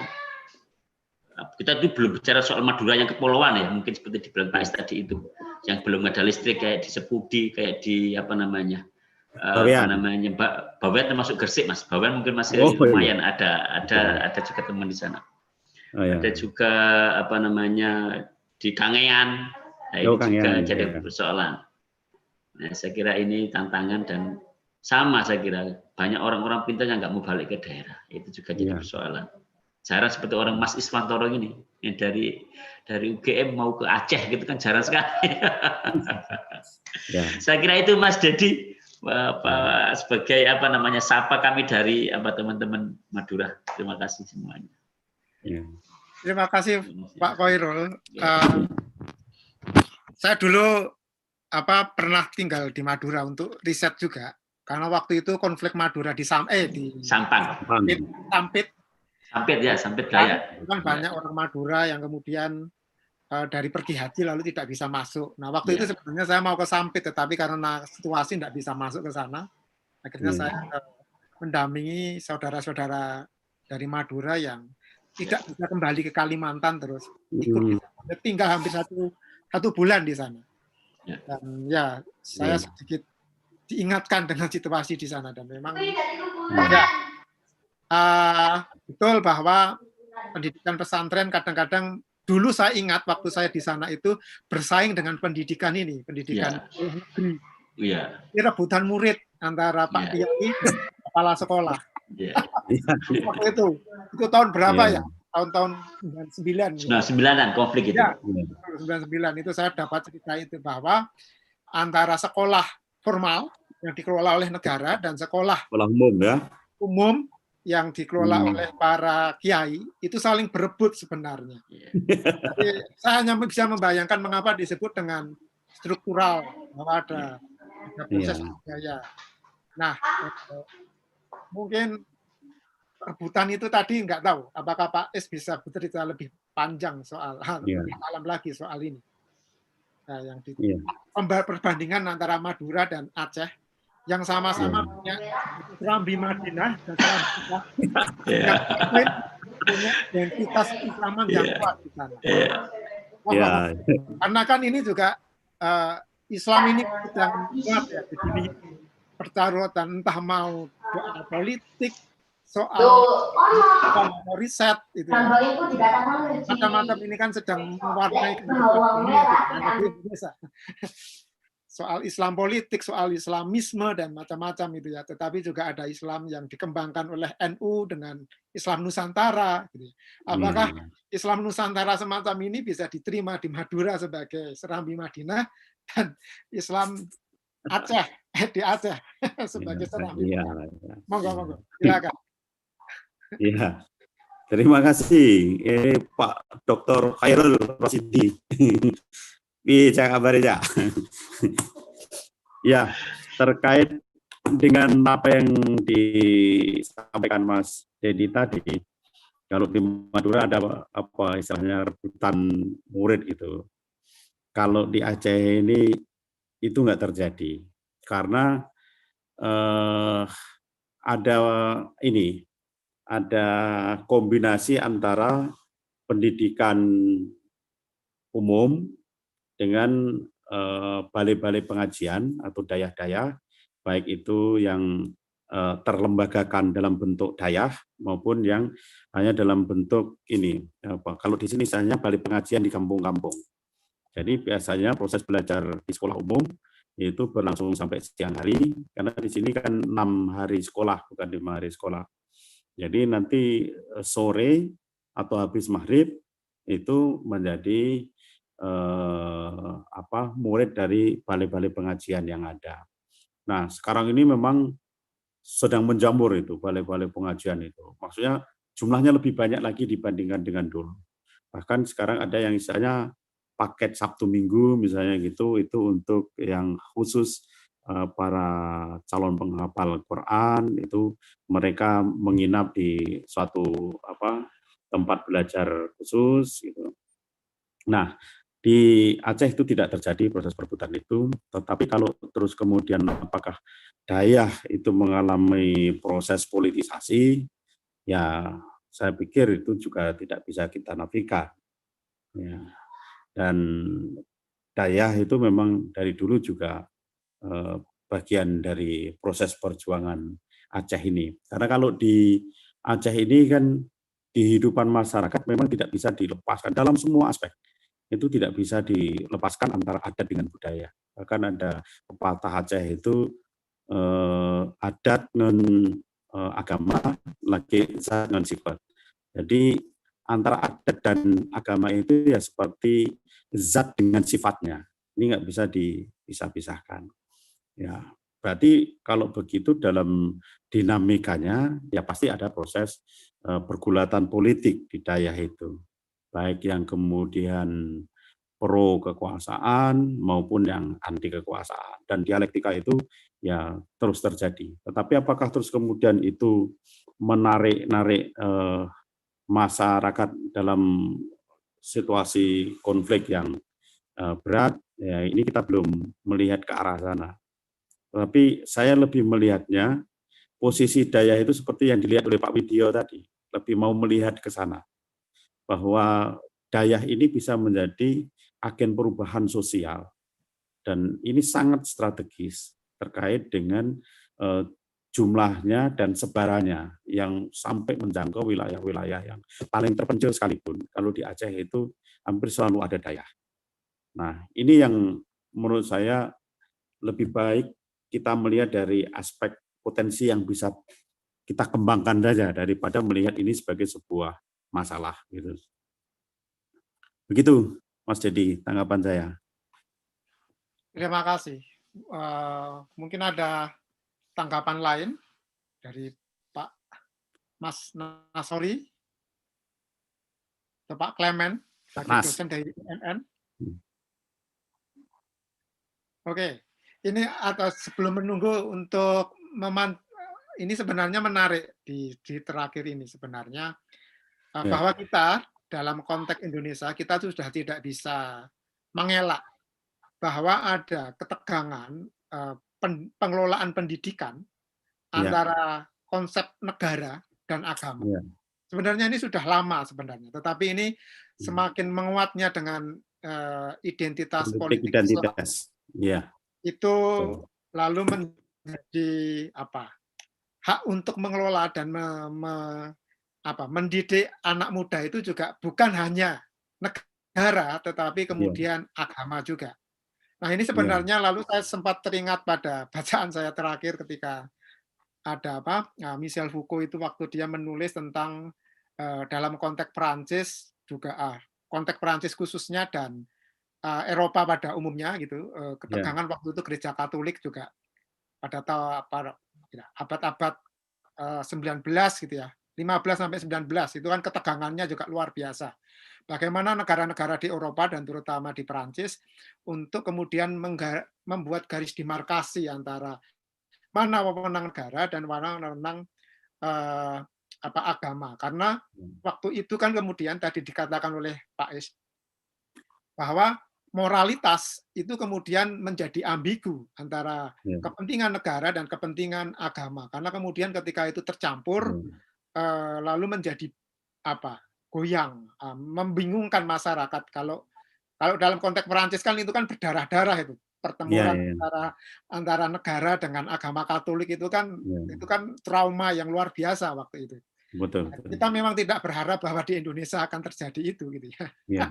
Karena semoga itu lalu bisa terdamaikan. Tetapi ini kan menjadi tantangan.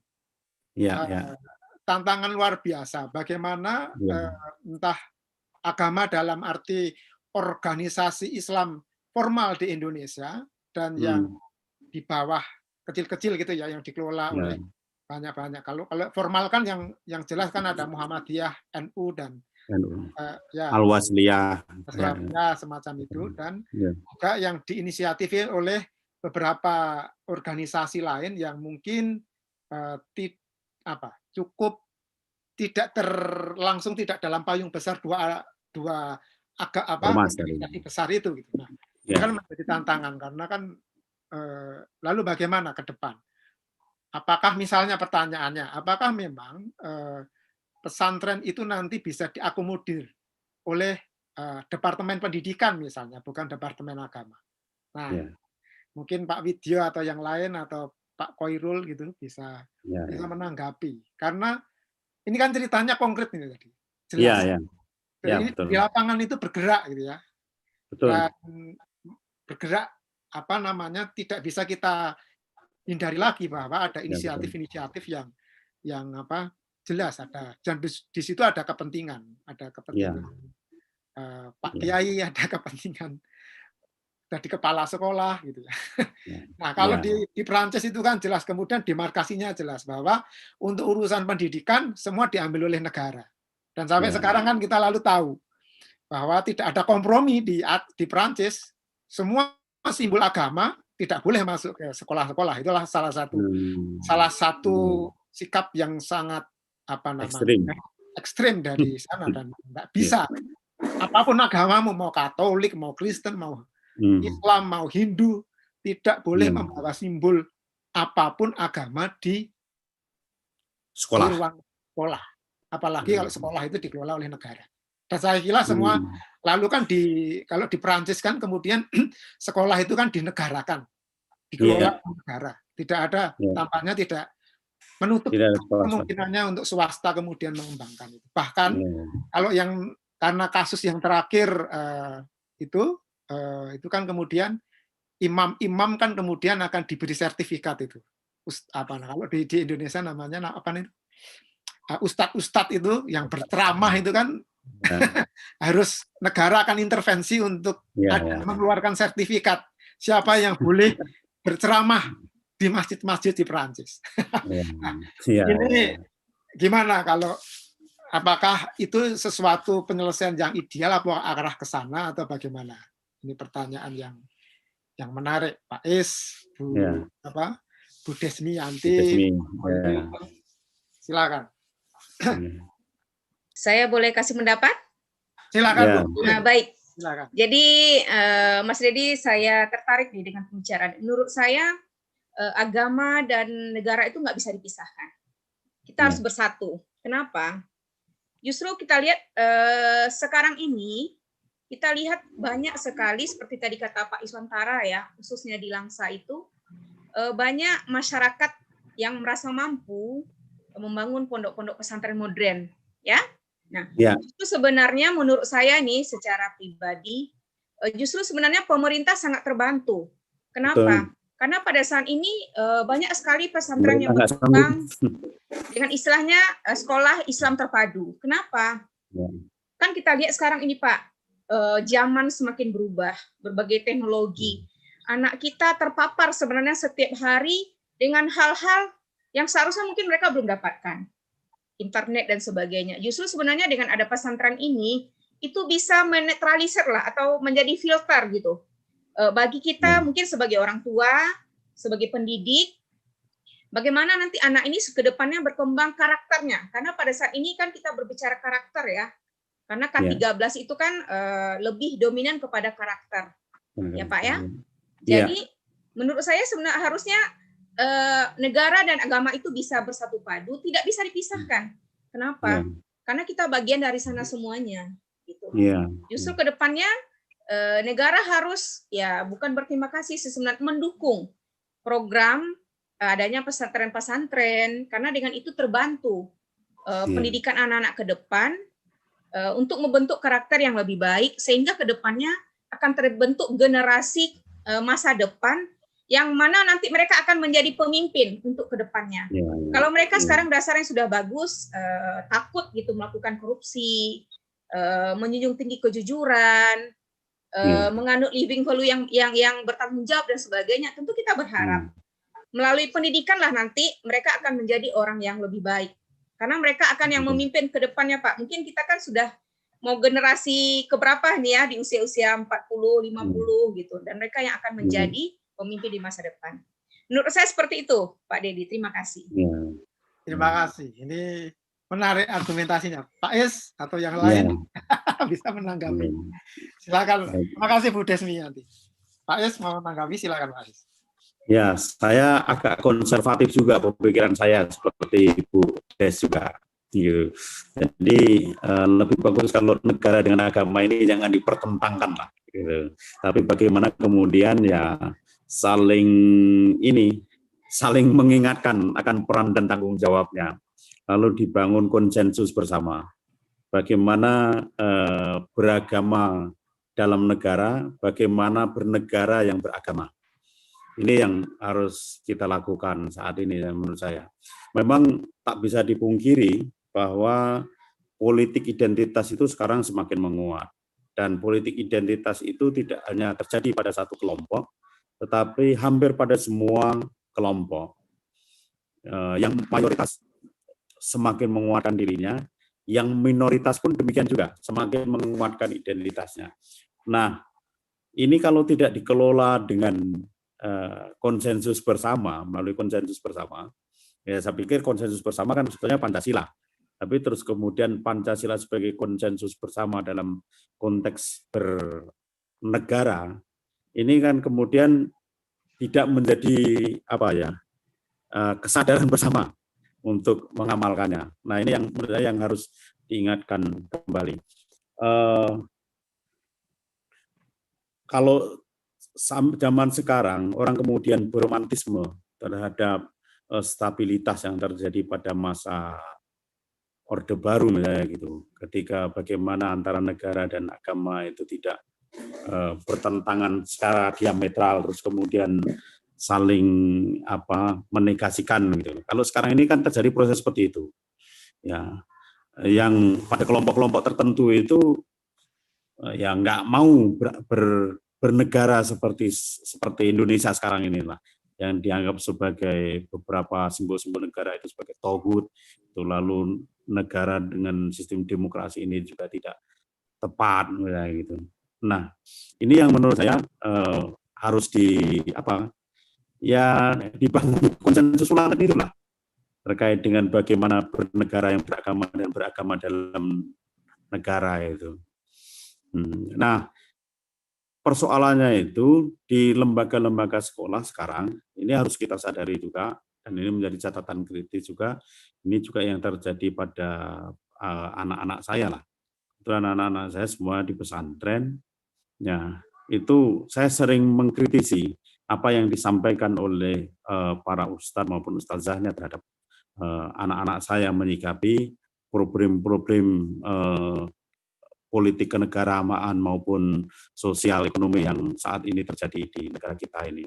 Jadi seolah-olah semua dibenturkan antara nilai kebenaran versi agama dengan nilai-nilai yang dianut oleh negara.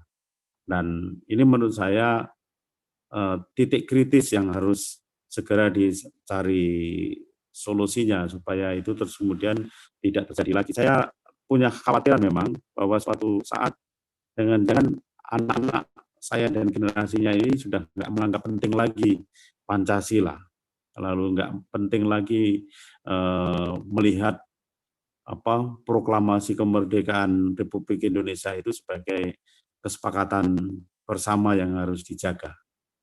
Ini harus, ya kalau saya terus terang saja prihatin, maka terus kemudian ya saya mencoba untuk mendorong dari anak-anak saya sendiri untuk belajar hidup yang lebih inklusif.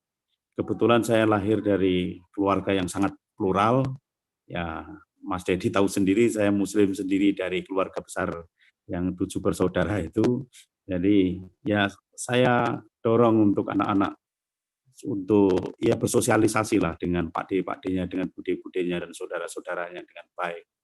Ya, dalam hal hablum minallah kita sudah jelas, dalam hal hablum minanas ya ini harus diselesaikan dengan sebaik-baiknya karena semua adalah kalaupun kita tidak seiman tapi paling tidak kita saudara dalam kemanusiaan. Itulah itu yang sering saya ingatkan ke anak-anak juga. Itu. Terima kasih. Mungkin Pak Widyo ada pendapat lain ini. Ya, Pak Widyo mau menanggapi bahwa kita berada dalam persimpangan, bukan persimpangan, jelas bahwa tidak mempertentangkan, karena memang kita harus mengakui bahwa sebagai negara Islam terbesar, pengaruh Islam pada dunia formal pendidikan dan non formal itu sangat besar. Dan itu harus menjadi pemikiran bersama. Gimana Pak Widya sebagai ahli review. Iya, terima kasih. Memang secara umum seperti saya selalu mengatakan, pendidikan itu tidak akan lepas dari urusan politik, dari urusan ekonomi. Urusan ekonomi juga akan berurusan dengan politik tentu saja. Jadi memang inilah tantangan kita ketika memang kita melihat ada permasalahan pendidikan, gitu kan. Terutama kalau kita melihat dari secara kritis, equality sama equity itu bermasalah karena apa? Karena tadi unsur di dalam politik, gitu kan. Tetapi sebenarnya saya sangat berharap dari kurikulum 2013, kalau tadi Bu Des mengatakan bahwa karakter itu penting, kalau saya mengatakan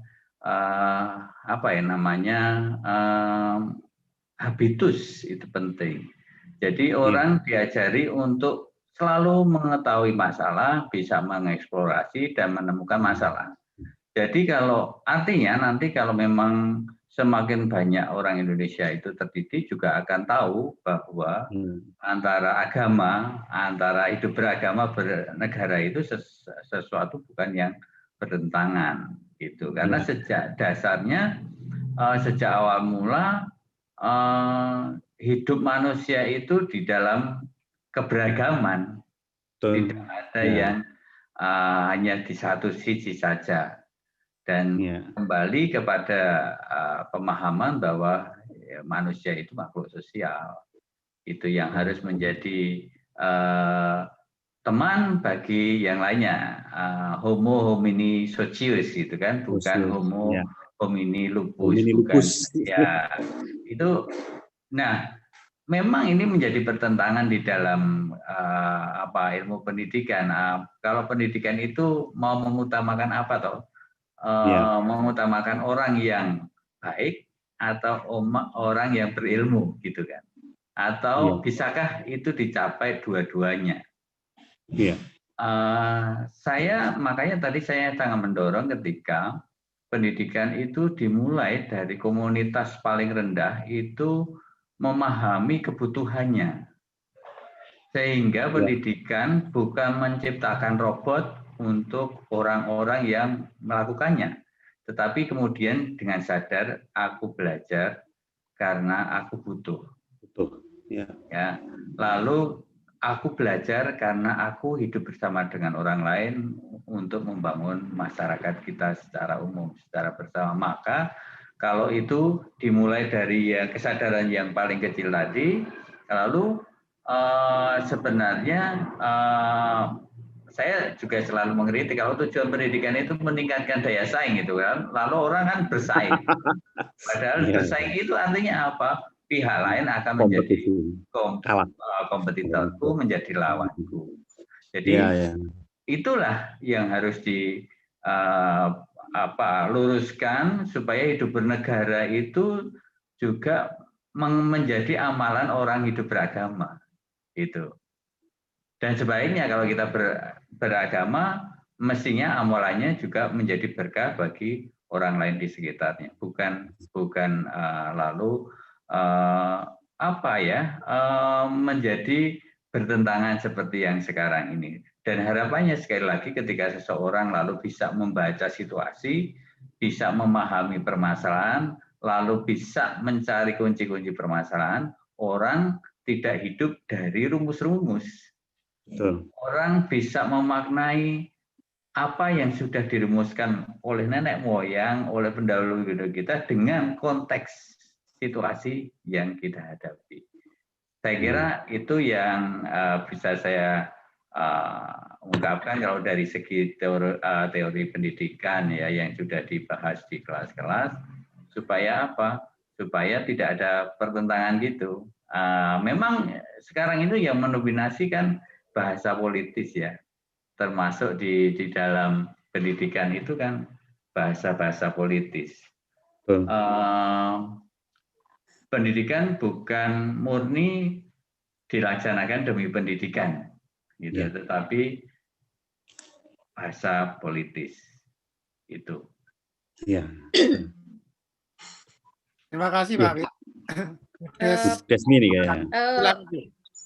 Sebelum ditutup nih, Pak Ya, Mas Dedi, ya, saya silakan. mau baca 2 buah pantun. Oh, silakan. Iya. Karena Melayu ini. Iya, karena ada kegiatan lagi nih. Kita dengarkan sama-sama ya. Ya, baik. Oke. Iya, benar. Kita berbicara tentang pendidikan di masa mendatang. Diskusi bersama lewat webinar. Oh, saya ulangi. Sorry. Kita berbicara tentang pendidikan di masa mendatang. Diskusi bersama lewat webinar dunia maya. Semoga Yayasan Anak Merdeka semakin berkembang demi pendidikan anak-anak bangsa. Satu lagi. Amin. Satu lagi. Ya. Satu lagi ya. Nanggrow Aceh kaya sumber daya alam.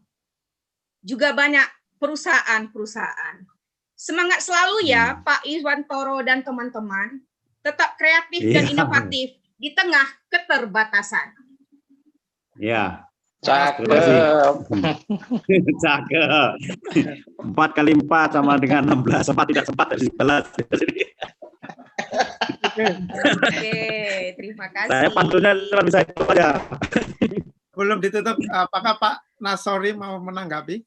Oke. Ya. Mas Nas.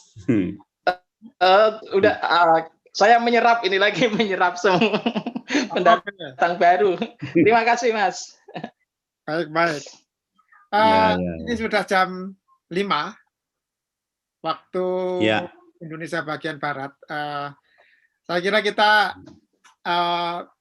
bermula dari dari cerita lapangannya dari Pak Iswantoro tentang situasi di Aceh semacam itu ya, dan cerita lapangannya dengan pergumulannya. Kita masuk ke dalam yang sedikit menarik ke atas nih pada pendidikan dalam konteks karena memang kalau kita tidak berbicara soal Aceh pasti tidak bisa melepaskan dari realitas kenyataan paling jelas Aceh sebagai serambi Mekah, bahwa di sana adalah mayoritas Muslim dan secara khusus karena ada undang-undang syariah di sana dan pendidikan warna agama sangat jelas juga, entah mau formal atau non formal dalam konteks pesantren itu pasti akan warnanya berpengaruh besar di sana. Dan kemudian kita dari cerita itu kita pada sebuah kerucut dari pembicaraan kita pada bagaimana nanti Indonesia ke depan, karena kita tidak bisa mengelak bahwa Indonesia itu sebagai negara Islam terbesar di dunia, maka bagaimana antara negara dan agama tidak kembali ke konsensus, tidak bisa dipertentangkan, tetapi kemudian saling mengisi. Nah, untuk kemudian berkembang sebenarnya kan, bagaimana lalu pendidikan bisa menjaga konsensus bahwa negara ini bisa berkembang tanpa menafikan satu sama lain, entah mau ideologi berbasis Pancasila atau dalam tanda kutip ideologi yang dikembangkan oleh Islam, karena pasti akan ada di sana. Saling tarik-menarik, itu mungkin seninya. Nah, baik, terima kasih atas perbincangan ini, dan semoga kita mendapatkan insight, pencerahan, dan juga motivasi terus terlibat memikirkan kompleksitas pendidikan di Indonesia. Baik tadi sudah diceritakan, terutama untuk daerah yang terpencil seperti Aceh itu ya, baik dari infrastrukturnya, gurunya, sampai pada fasilitas gitu ya di pendidikan. Nah, tetapi juga secara konseptual bagaimana, dan kemudian pengembangannya nanti pada prakteknya, pada praktek pendidikan yang tidak mudah untuk dijabarkan, terutama bagi para pegiat langsung seperti Pak Is gitu ya, dan peneliti dan akademisi seperti Pak Widyo atau yang lain. Terima kasih atas kebersamaannya. Dan saya Saya juga Mas Dedi, cikgu itu guru. Cikgu. Oh, cikgu ya. Iya. Iya. Bu Desmi ya. Ya, betul, cikgu ya. Cikgu ya, cikgu. Sekarang saya kembalikan ke Cikgu Widyo. Terima kasih sekali Bapak Ibu yang sudah bergabung di dalam diskusi ini. Tentu saja diskusi ini mengingatkan bahwa kita tidak hidup sendiri. Kita hidup bersama, terutama di dalam satu negara yang kita cintai ini, dengan persoalan yang sebenarnya kurang lebih sama. Artinya sebagai teman kita akan saling membantu, menginspirasi, dan ini juga sekaligus menyemangati misalnya teman-teman yang tadi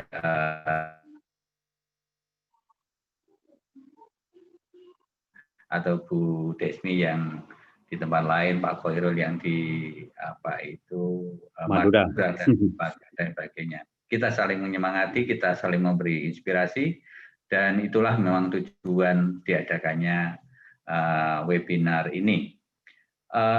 Terima kasih sekali Pak Is dari. Sama-sama Pak Widyo. Ya, semangat terus.